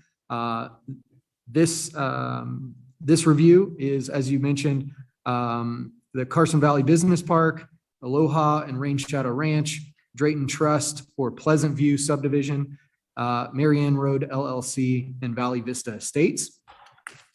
So in the staff report that I have in your packet on page 309, I've got a summary of each of those agreements. At the end of that summary, we make a statement about whether or not the agreement is compliant or the development is compliant with the existing development agreement. I will tell you at the start of this that we believe that each of these agreements we're going to discuss today is compliant. Most of them are towards being fully built out. I'll start just working my way through these. If you have any questions, feel free to stop me as we move through them here. So the first one that we have to discuss with you today is the Carson Valley Business Park. And the owner of this is Gary Cook. This development agreement was approved, or this tentative subdivision map. It's an industrial subdivision, was approved in July of 1992. It's on the south side of Johnson Lane, east of Hayborn Road. After the approval in July of 92, the development agreement was entered into in 93 with the commissioners. This development agreement relates to issues such as water service, contributions to a signal at Johnson Lane and 395, and discussions on that, and the development agreement delayed the initial start of the development. There were some amendments to the agreement that were approved by the board. And as this has developed over time, the existing agreement ties improvements that are needed in infrastructure to each block of this development. And depending on the engineering requirements or the health and safety standards that are needed for each of those blocks of the development. Most of this business park is built out, but there is, I believe, one block of the development that's undeveloped. And due to that, the development agreement remains open in order to ensure those standards are still in place for when that final piece of the development builds out. So as you can see in the report there, we do believe the development is compliant with the agreement. And again, is just waiting for that final portion for construction to move forward there. And so sometime in the near future, we believe this agreement and this development would be complete. So I'm going to stop you at the end of each one of these and allow the commissioners an opportunity to ask questions in regards to each one as we go through it. Commissioners, do you, any questions? Commissioner Ingalls? What is the intent of the developer to develop this remaining portion?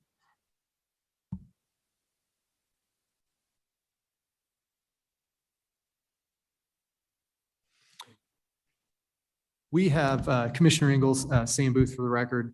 I can't state the intent of the developer or the timeline. Tom and I are just discussing actually before the meeting. Let me help you out here. About this piece. How is it zoned? Zoned, Tom Delaire for the record. It's currently zoned as an industrial project. That's what this project was. It's out there off of Johnson Lane over by Starbucks. It looks like Starbucks revised some of that, that plan, the original plan that's on file. So it looks like the roads are all constructed and we're just waiting for the parcels to be developed on. Thank you. Do you anticipate, I have a quick question. Do you anticipate that it will not be formally developed until the owner has somebody to lease the buildings that they're going to erect, or?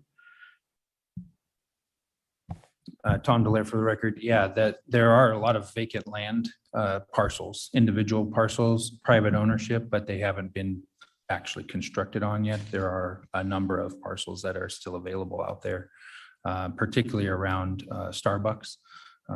So that's the development that we're talking about. Thank you.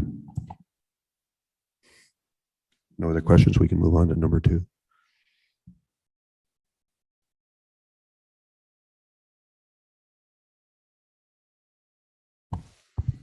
Okay, thank you, Mr. Chairman.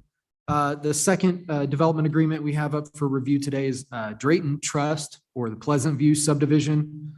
This is or it was a 199 unit subdivision approved back in 1988 on the south side of Dressler Lane in the Gardnerville Ranchos. The owner and the county entered into a development agreement subsequent to that approval in March of 1990. There have been 3 amendments to the development agreement over time. See what else to touch on here. The development agreements are relating to the improvements and the roads that needed to be constructed within each phase and the timing of those phases. There have been some phases that have expired, and then we have new development agreements that I'll speak to in the next couple here that relate to those. Really moving ahead to the end of this here is that the board considered a fourth amendment to the development agreement in 2014 regarding the timing. A notice of completion and a recording of a map was done for phase 10, which is the final phase of this development, including the construction of Rubio Way in 2019. And that final map for phase 10 of this development was recorded in June of 2019. This development agreement included a timeline that once the final development was, final phase, was recorded, it initiated a timeline for the county to construct Drayton Boulevard. And as part of the development agreement, contributions were made to the county towards constructing Drayton Boulevard. So as of June of 2019, when that map recorded, that started a 10-year timeline for Drayton Boulevard to be constructed per the agreement. However, construction of Drayton Boulevard was discussed by the Regional Transportation Commission in July of 2020. And at the RTC meeting there, after discussion, a motion was made and approved by the RTC to remove the construction of Drayton Boulevard from the 5-year transportation plan and to consider removing it from the master plan, or the transportation plan that's associated as part of the master plan, and whether or not Drayton should be built in the future. So separately, after that motion was made, county staff has discussed the potential to use those existing funds that have been collected and the existing right-of-way that the county has for Drayton Boulevard to construct some sort of linear park within that right-of-way and a pedestrian path, and utilizing it potentially as an emergency access route into each of the subdivisions that are adjacent to that right-of-way of Drayton Boulevard. At this point, the development is compliant with the development agreement. As I mentioned, all of the phases have been recorded, all the lots are created, and the money has been generated or turned over to the county, as was discussed. 2 years ago, when I made this presentation to the commissioners, I spoke to Suzanne Taus, the partner of Greg Lynn, the developer. At that point, we discussed what may or may not be done with those funds. And when I spoke with Suzanne Taus, she had mentioned that, the developer obviously has sold the lots, they've moved on. They're not interested in receiving that money back. And they want to see the county use that money for something to benefit, the development there in some way. And they were open to the idea of a linear park, a pedestrian trail, or something else like that, that could benefit the developments in and around there. I've discussed with the DA's office, and each of these next 2 development agreements also relate to Drayton Boulevard, but we do expect that it would be suitable to have a discussion with the board in the future for possible alternatives for what to do with Drayton Boulevard based on the RTC's motion and based on the funds that we have collected so far in the existing agreements. So, Mr. Booth, would this then require an amendment to the development agreement to get all parties together on the same page in regards to that process? Is that what I understand? So perhaps we need to go through the formal process of bringing that before the board so that we can give a yay or a nay on that, right? So, okay, certainly not because this won't be up for review again for 2 years. So maybe we should look at doing that before the end of the year. So the end of the calendar year, not fiscal year. So we're approaching that deadline real quick. So, okay. Other commissioners, Mr. Tarkanian? Okay, I just had a few questions. First of all, this development agreement's 32 years old. I mean, so when they entered into this development agreement, they paid for their sewer connection fees and water fees in 1990? Yeah, thank you, Commissioner Tarkanian. I think some of those rates were determined at that time, if that's, and there were amendments, as I mentioned, about 4 amendments over time here. So that was rediscussed and reviewed with each of those amendments as that moved forward. Okay, and then the road contributions that were made, I would assume that at that time you were basing their contributions on what it would cost to build the road back in 1990? Tom Delaire for the record. Yes, that's correct. I don't know what it was individually for each individual parcel, but we have collected just under $200,000 to date.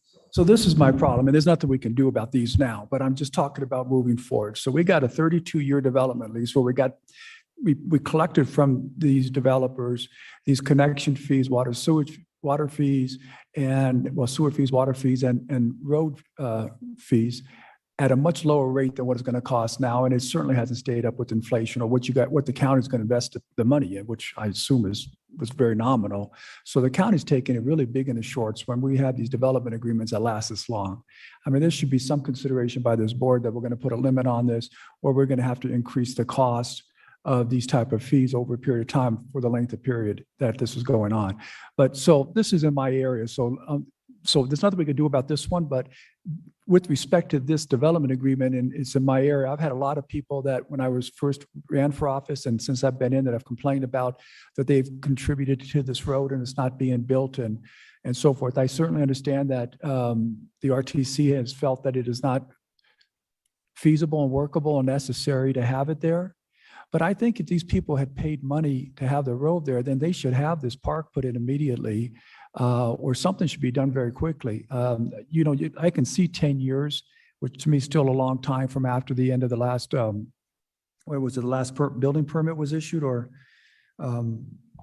Yes, from when Commissioner, so that would be 2029. Yeah, I know, but 10 years is a long time just to build a road, but I can see you need longer to build a road. But if you're going to build a park and a walkway, that should be quick. And if you don't have the money, we're going to do that. I think we should expedite that and get that done so those people that have paid these fees can experience that enjoyment before many of them move out or worse. Thank you. Thank you, Commissioner Tarkanian. Any other comments from the board? Commissioner Ingles?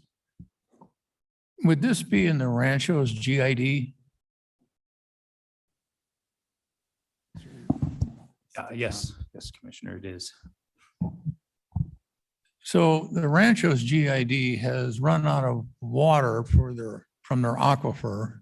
They're trying to work on a intertie to the Gardnerville water system. And you would need a will serve letter from the Rancho's GID for any development in here. Would that be correct? Tom Delaire for the record, they received that in 1988 to get Well, this project. This is going to have to be revoked because they cannot supply the water. They're already over appropriated. They have serious problems. They have serious problems with their main line. They're looking for money to try to completely rebuild it. It's disintegrating. Thank you. What we're discussing is a development agreement here and the easement that's been proposed. There's no more development that's planned in this area. It's not residential construction. What we're talking about is monies that have been deposited with the for the construction of a road, not the construction of homes. And I understand that, but it's always interesting how things change. And I want to make everybody aware that it is in the Rancho's GID. Thank you. Okay, any other questions in regards to, once again, I think this needs to be brought back to us so that we can expedite, as Mr. Tarkanian has indicated, expedite the use of this property, not in a residential manner, but certainly to the use of residents in the area in a recreational manner, in which we're talking about. Is that correct? Yes, Chairman Gardner, that is correct. That's what, if that's what you guys want, we can bring that item back, have a couple of options that you guys can discuss and move forward on. Thank you. Mr. Cates, you had a comment? Thank you, Chairman. Patrick Cates for the record. Maybe straying a little bit from the topic, but we will reach out to the developers and try to get some consensus on the use of those funds. I think we can certainly do that by the end of the year, as you suggested. However, we've collected about $200,000 We did a preliminary estimate for a linear park along the right of way for Drayton Boulevard, and that was about 1.3 million. And that was about 6 months ago, so costs are going up. So what I envision is once we get that agreement, that we would be bringing as proposals for the next CIP next year, funding to be able to fund the rest of that. Because I just want to make sure that it's clear that there's not enough funding that from the developers to construct a linear park on that right away. We'd need about another $1 million at least. Okay, so that again Commissioner goes to the Tarkanian. developer. Now, these people who bought the homes were told this was going to be a road. The developer passed on this cost for this road to the homes, and we significantly underestimated because we have a 32-year development agreement. Something needs to be done so that these people who had paid for the cost, it isn't the developers who paid the cost and they say you're going to refund their money. They pass the cost on to the home buyers, and the home buyers need to have some benefit from it. And it is, I think the county, and I don't know, Mr. Rich, you can tell me better than I would think there's some type of a breach on the county's part if we don't do something for them to at least get some enjoyment out of that, or you're going to have to refund the money back to the homeowners. It isn't the developer. Once he sold that property, they don't own the property and they're not enjoying the benefit from that property. Mr. Chairman. So under the current development agreements, we have until 2029 to build the road. I'm suggesting you consider a linear park as a CIP next fiscal year, several years early, that the residents could consider as an alternative. Thank you. Thank you. I certainly appreciate what Commissioner Tarkanian is mentioning in that the tremendous length of time that we have allowed the development agreement to actually take place without coming to a conclusion on that. And I think the board needs to be cognizant of that concept, that we need to be very careful in the future about entering into similar development agreements, if I'm not misunderstanding your take on that, Mr. Tarkanian. So, so anyways, thank you. Once again, we need to take a look at this, and you can go to item 3, I guess. Yeah, thank you again, Mr. Chairman. Sam Booth, for the record. It listed Drayton and Pleasant View first because it was the largest, and that conversation gets to the heart of the issue. These next two also relate to Drayton Boulevard, and the next one is Aloha or Rain Shadow Ranch, Phase 1. The developer for this was also Greg Lynn. This was a 43-lot subdivision and plan development approved in 2004. This is south of Centerville Lane and west of the Drayton Boulevard right-of-way in the Gardnerville Ranchos. The development agreement was approved in 2004, and it's been amended twice. It included amendment to phasing of the development schedule, extending the time for recording some maps, and adjusting the timing of payments for transportation improvements, and extending the timeline for construction of Drayton Boulevard in those amendments. The agreement required the developer to contribute funds towards Drayton Boulevard. The way this was done was a little bit differently, and this was broken up per building permit for each of the homes in the phases. So the county has collected $166,600 for $11,000 each for 15 permits to date.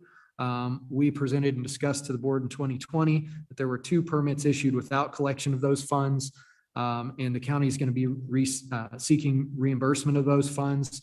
Part of that would be what the ultimate decision is on Drayton Boulevard and the right-of-way and how that construction moves forward. Only 1 lot has not yet been issued a building permit. Per this agreement, once that final building permit is issued, that starts a 10-year timeline to construct Drayton Boulevard. But as we had already previously mentioned, the Pleasant View agreement had already kind of triggered that 10-year timeline to construct Drayton. This is all related to Phase 1, as I mentioned, of Rain Shadow Ranch.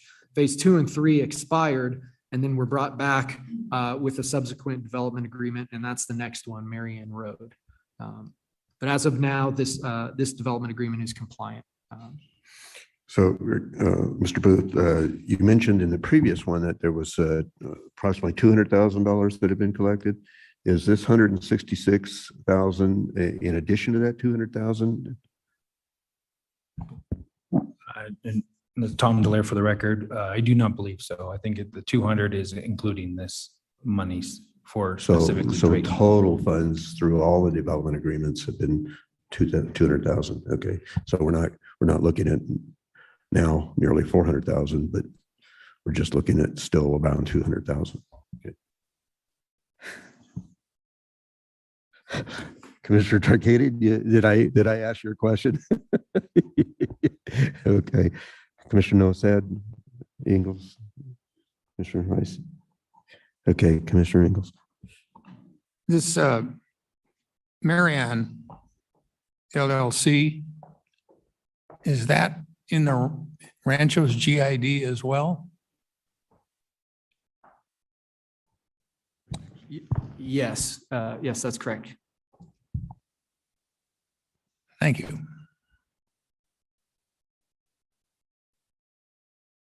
Okay, since no further questions, we'll go to the next item.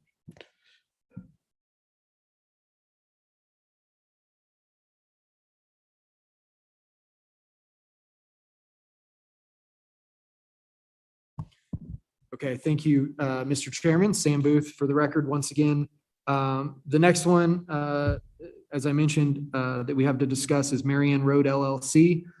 This is phase 2 and 3 of that previous agreement. So of those 43 lots that were approved with Aloha and Rain Shadow Ranch Phase 1, only 15 of those were phase 1. And the remaining were phase 2 and 3, which expired and then were renamed Marianne Road. And there was a new development agreement entered into with the county for that portion.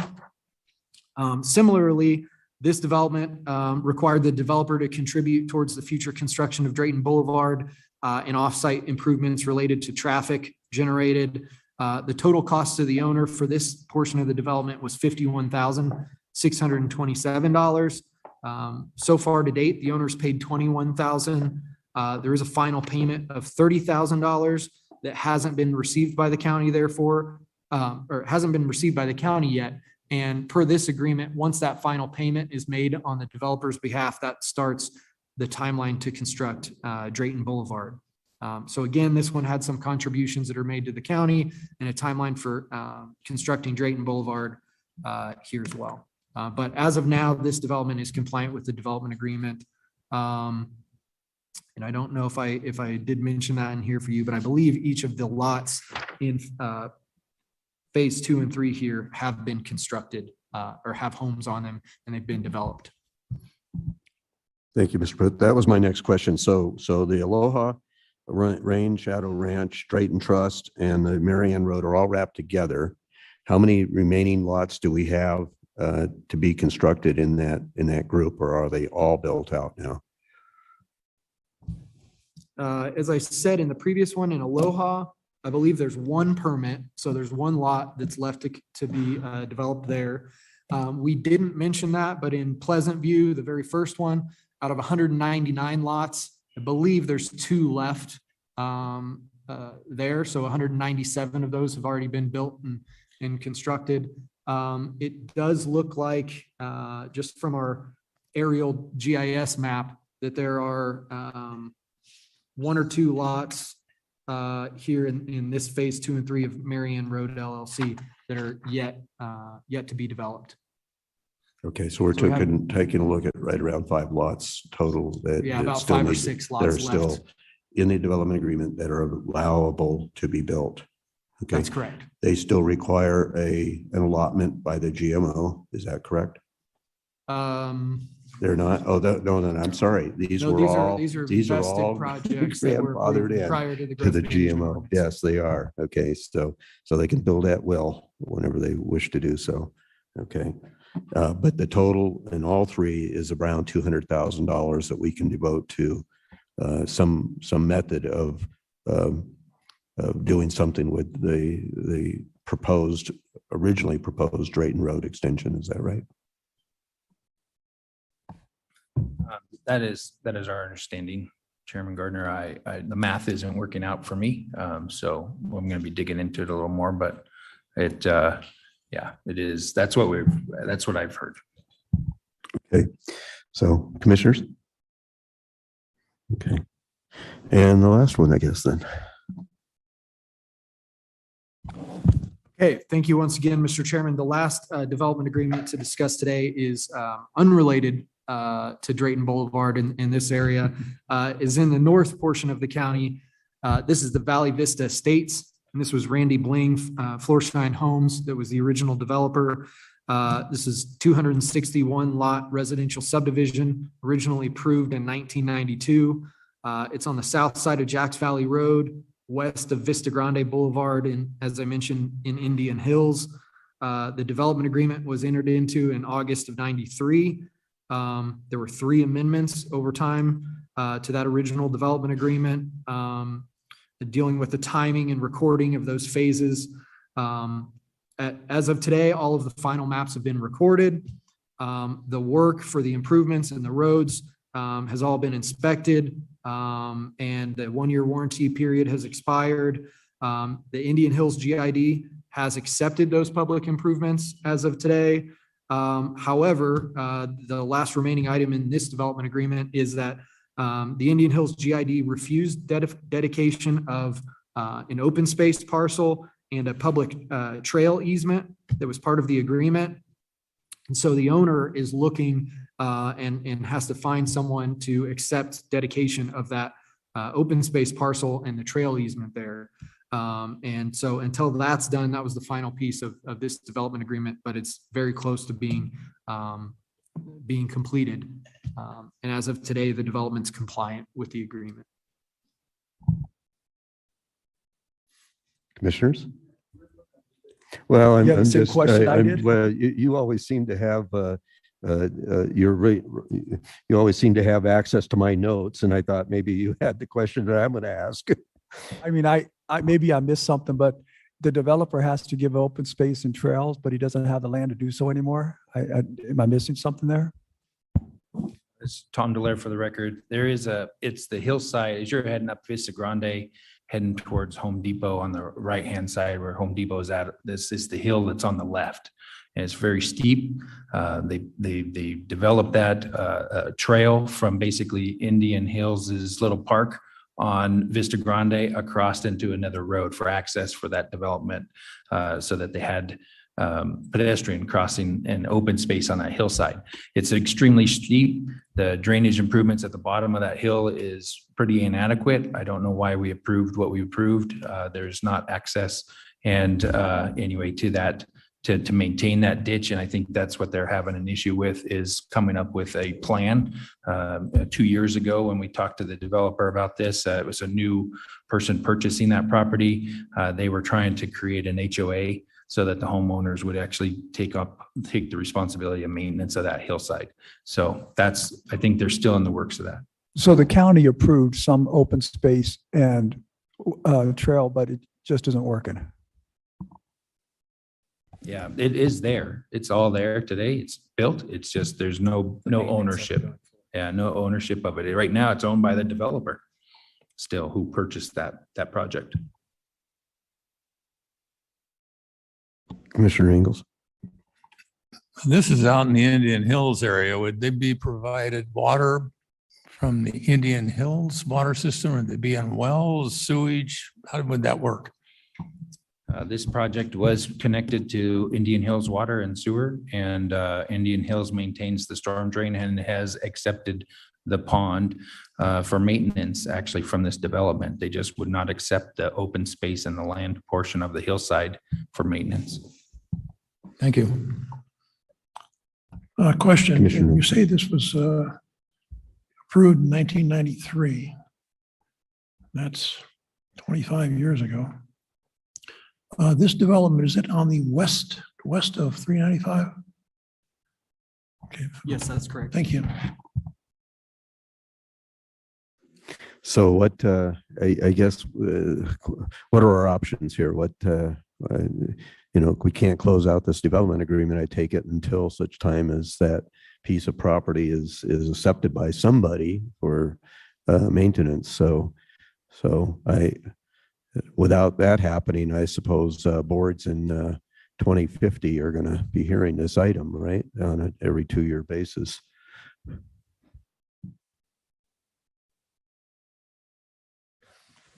Chairman Gardner, Sam Booth for the record. I think as Mr. Delaire mentioned, the last time we spoke to the new owner, and I think they had purchased the property right at about 2 years ago.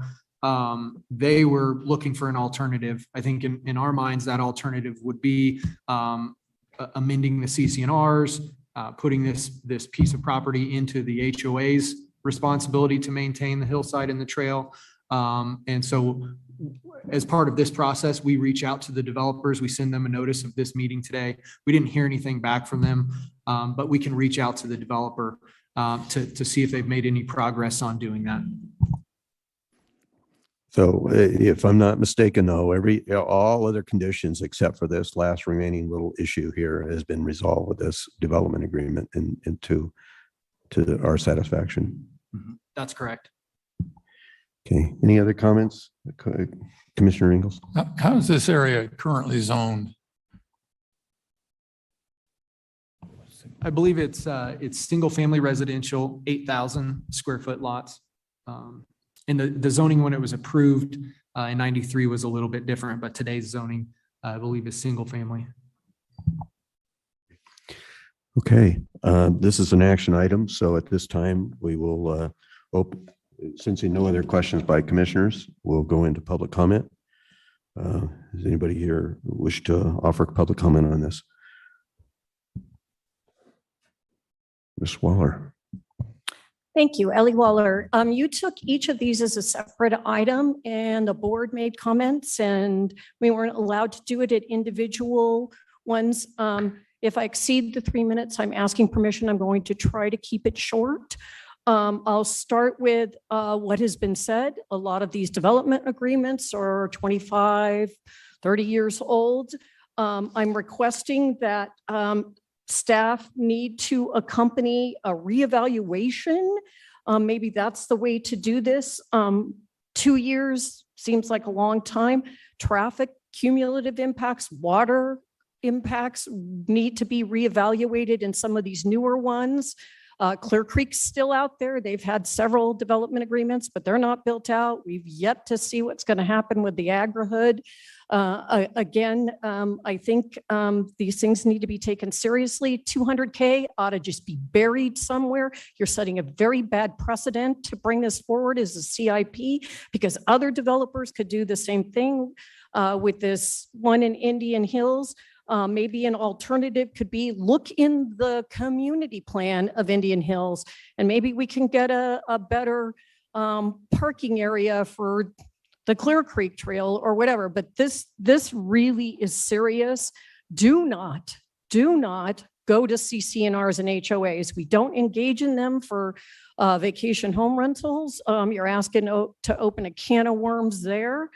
Getting down to each of these now, again, does the RTC come before the Board of Commissioners when they change? I know the master plan gets reviewed, but when that happens and like Drayton Road being looked at differently, and we really didn't discuss what's happening to Rubio. I don't spend a lot of time over there, but again, I think we need to have there are comprehensive packages. I want to thank Tom. I want to thank Sam. I want to thank staff that works on all of this. I know not a whole lot of time to put these comprehensive notes together, but these are things that are coming before you now that are going to have impact on taxpayer dollars in the future if you're going to make requests for linear parks.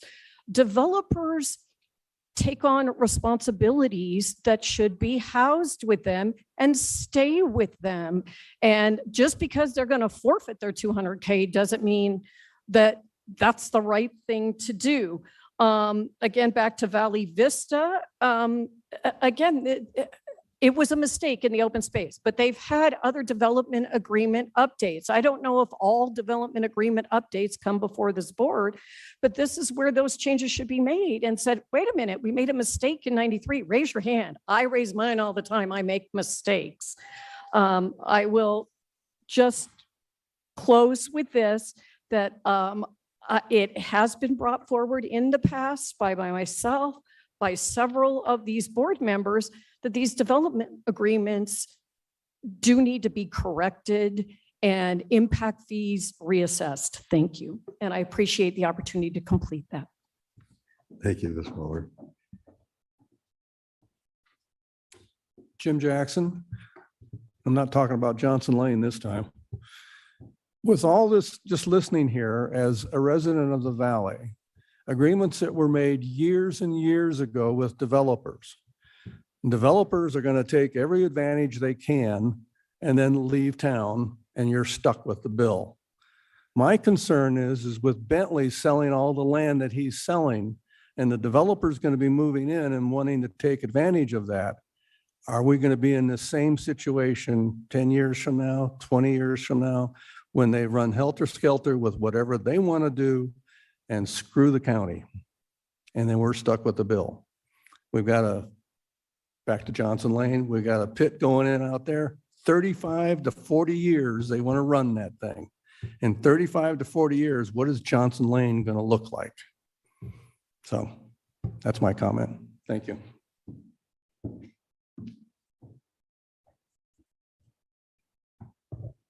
Carol Strail, and I live at the end of Tony Court.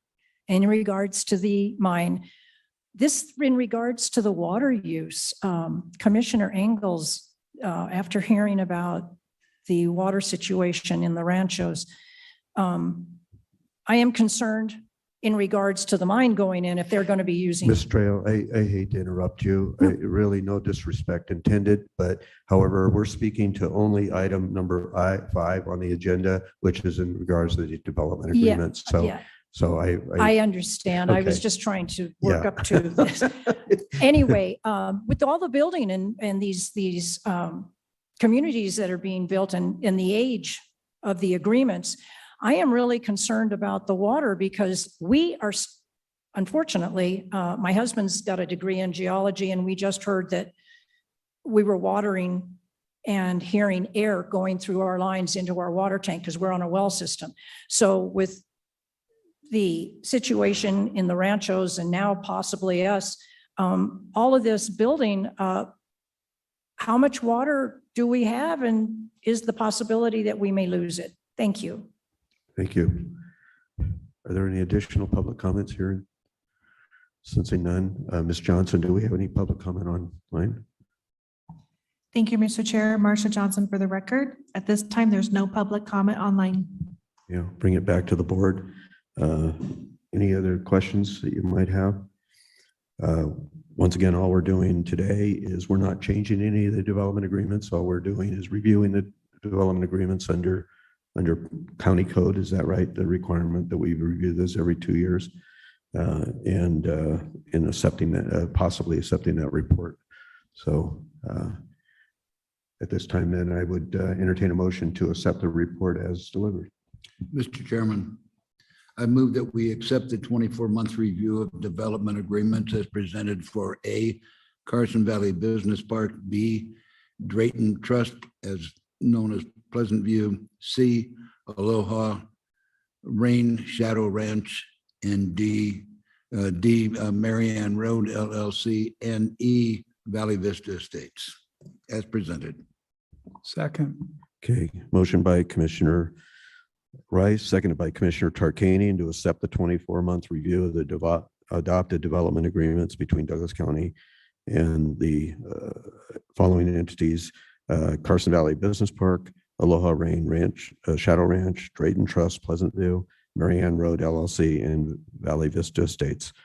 Sensing no other discussion, all those in favor signify by saying aye. Aye. Okay, motion passes 5-0. No, nay. Oh, I'm sorry. So record the vote then as 4-1. Thank you. At this time then, we'll go to presentation only. Reports and updates from county commission members concerning the various boards. And once again, I should preface that. Anyways, thank you for the presentation. And once again, Mr. Booth, disappointed to have you leaving us. The door is always open. So, okay. So, Okay, I'll start over again on item number 6. For presentation only, reports and updates from county commission members concerning the various boards and or commissions that they may be a member of or a liaison to, or meeting functions they have attended. And we'll start down at the end with Commissioner Tarkanian. Anything to report? Where'd he go? Oh.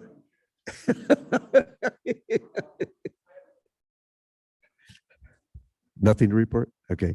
Commissioner Noasad? Nothing to report. Commissioner Ingles? Okay, I feel like the Lone Ranger up here. Okay, I attended the Tahoe Douglas TTD meeting yesterday, Tahoe Douglas District, which is transportation. And they're still trying to figure out a way of financing the bus transportation, most of which will be in the state of California. So we are discussing back and forth, trying to figure out a equitable amount that should be assessed to each participating agency. I would assume that discussion is going to be going on for a while. Also, the Tahoe Douglas Visitors Authority, the report on the event center, everything is moving along beautifully. They have put the roof on it, and they're starting with the interior accoutrements, and it looks like it will be opening in early spring.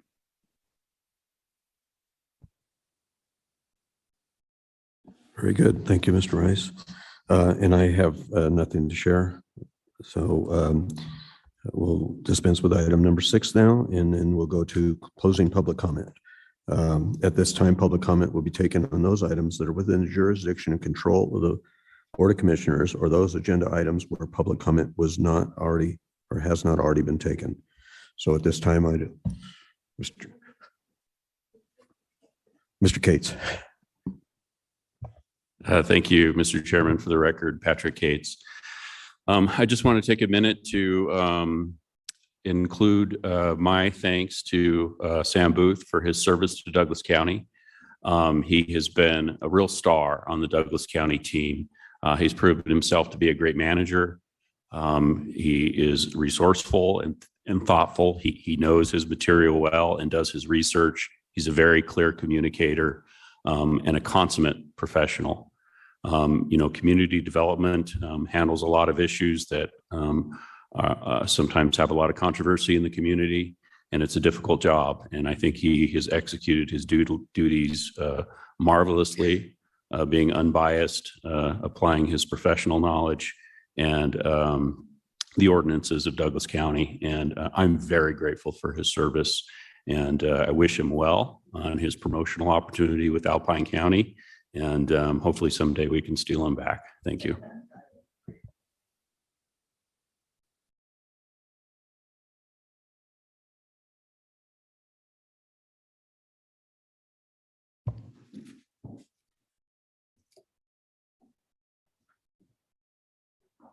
Good afternoon. Thanks for a thorough meeting. Based on today, we talked a lot about water. Maybe it's time for a water update on studies in process, studies planned, so we better understand and how they apply to each of the development agreements that have not begun. We need to start looking at traffic impacts, water impacts, how those fees are assessed in the future. We probably have to rewrite code on development agreements as well as specific plans. Don't forget, specific plans drive a lot of things, and we don't always see those updates either. And I think we do need to focus. I'm beating a dead horse, but I'm telling you, the Clear Creek Tahoe specific plan, because they were allowed to govern themselves, are violating view sheds, which you people probably don't care. It affects my life. Also, they're violating potentially building, and I know Sam did his best to try to tell you about an accessory dwelling unit. But if it's built at 1,800 square feet, what is your recourse? Do you make them tear it down? Again, I know we're understaffed. It's a great loss with Sam, but we got to start enforcing some of these things and never allow a developer to govern their own development under a specific plan, because they don't. I'm sounding very passionate because I am. This one does happen to be in my backyard, but this is for everybody that's going to have to live with the agri-HUD or whatever that development's going to bring forward. And the county is going to live with paying in 2025, which is around the corner. If we don't get our build funds or whatever transportation funds, I don't know where those dollars are going to come from Muller Lane. Thank you.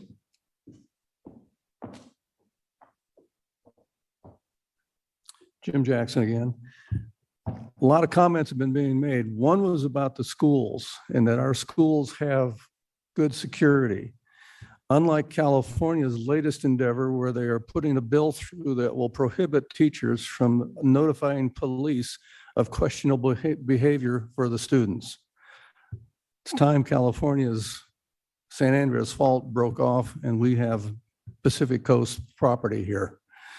Anyway, I'm here to stay for a little bit to discuss the meeting that I would like to put together up there for Johnson Lane. It's extremely important to us. And I hope we can do that. Everybody is waiting for me to come back today and tell them what the results were. So thank you very much. And hopefully when Bentley sells all his land, we don't have these kinds of problems going forward. Thank you.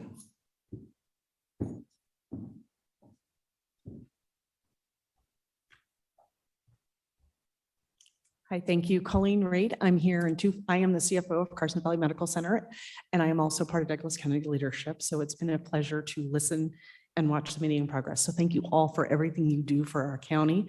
And I do appreciate those that are looking out for the future development, because I would be impacted with a lot of the sell-off of the Bentley land. So thank you.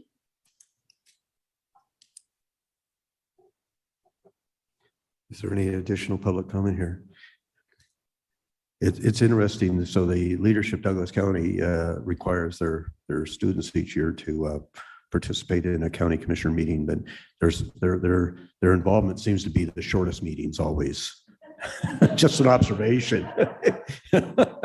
So nobody's accusing you folks of being mentally inadequate. So anyways, sensing no other further public comment here, do we have any public comment online, Ms. Johnson? Thank you, Mr. Chair. Marsha Johnson for the record. At this time, there's no public comment online. Thank you. So Commissioner Ingles. Ms. Waller is right. Water is a big consideration, traffic. There's one other thing that we have to consider too, and that is sewage. Thank you. Okay, with that, I call the meeting adjourned. Thank you for attendance. Recording.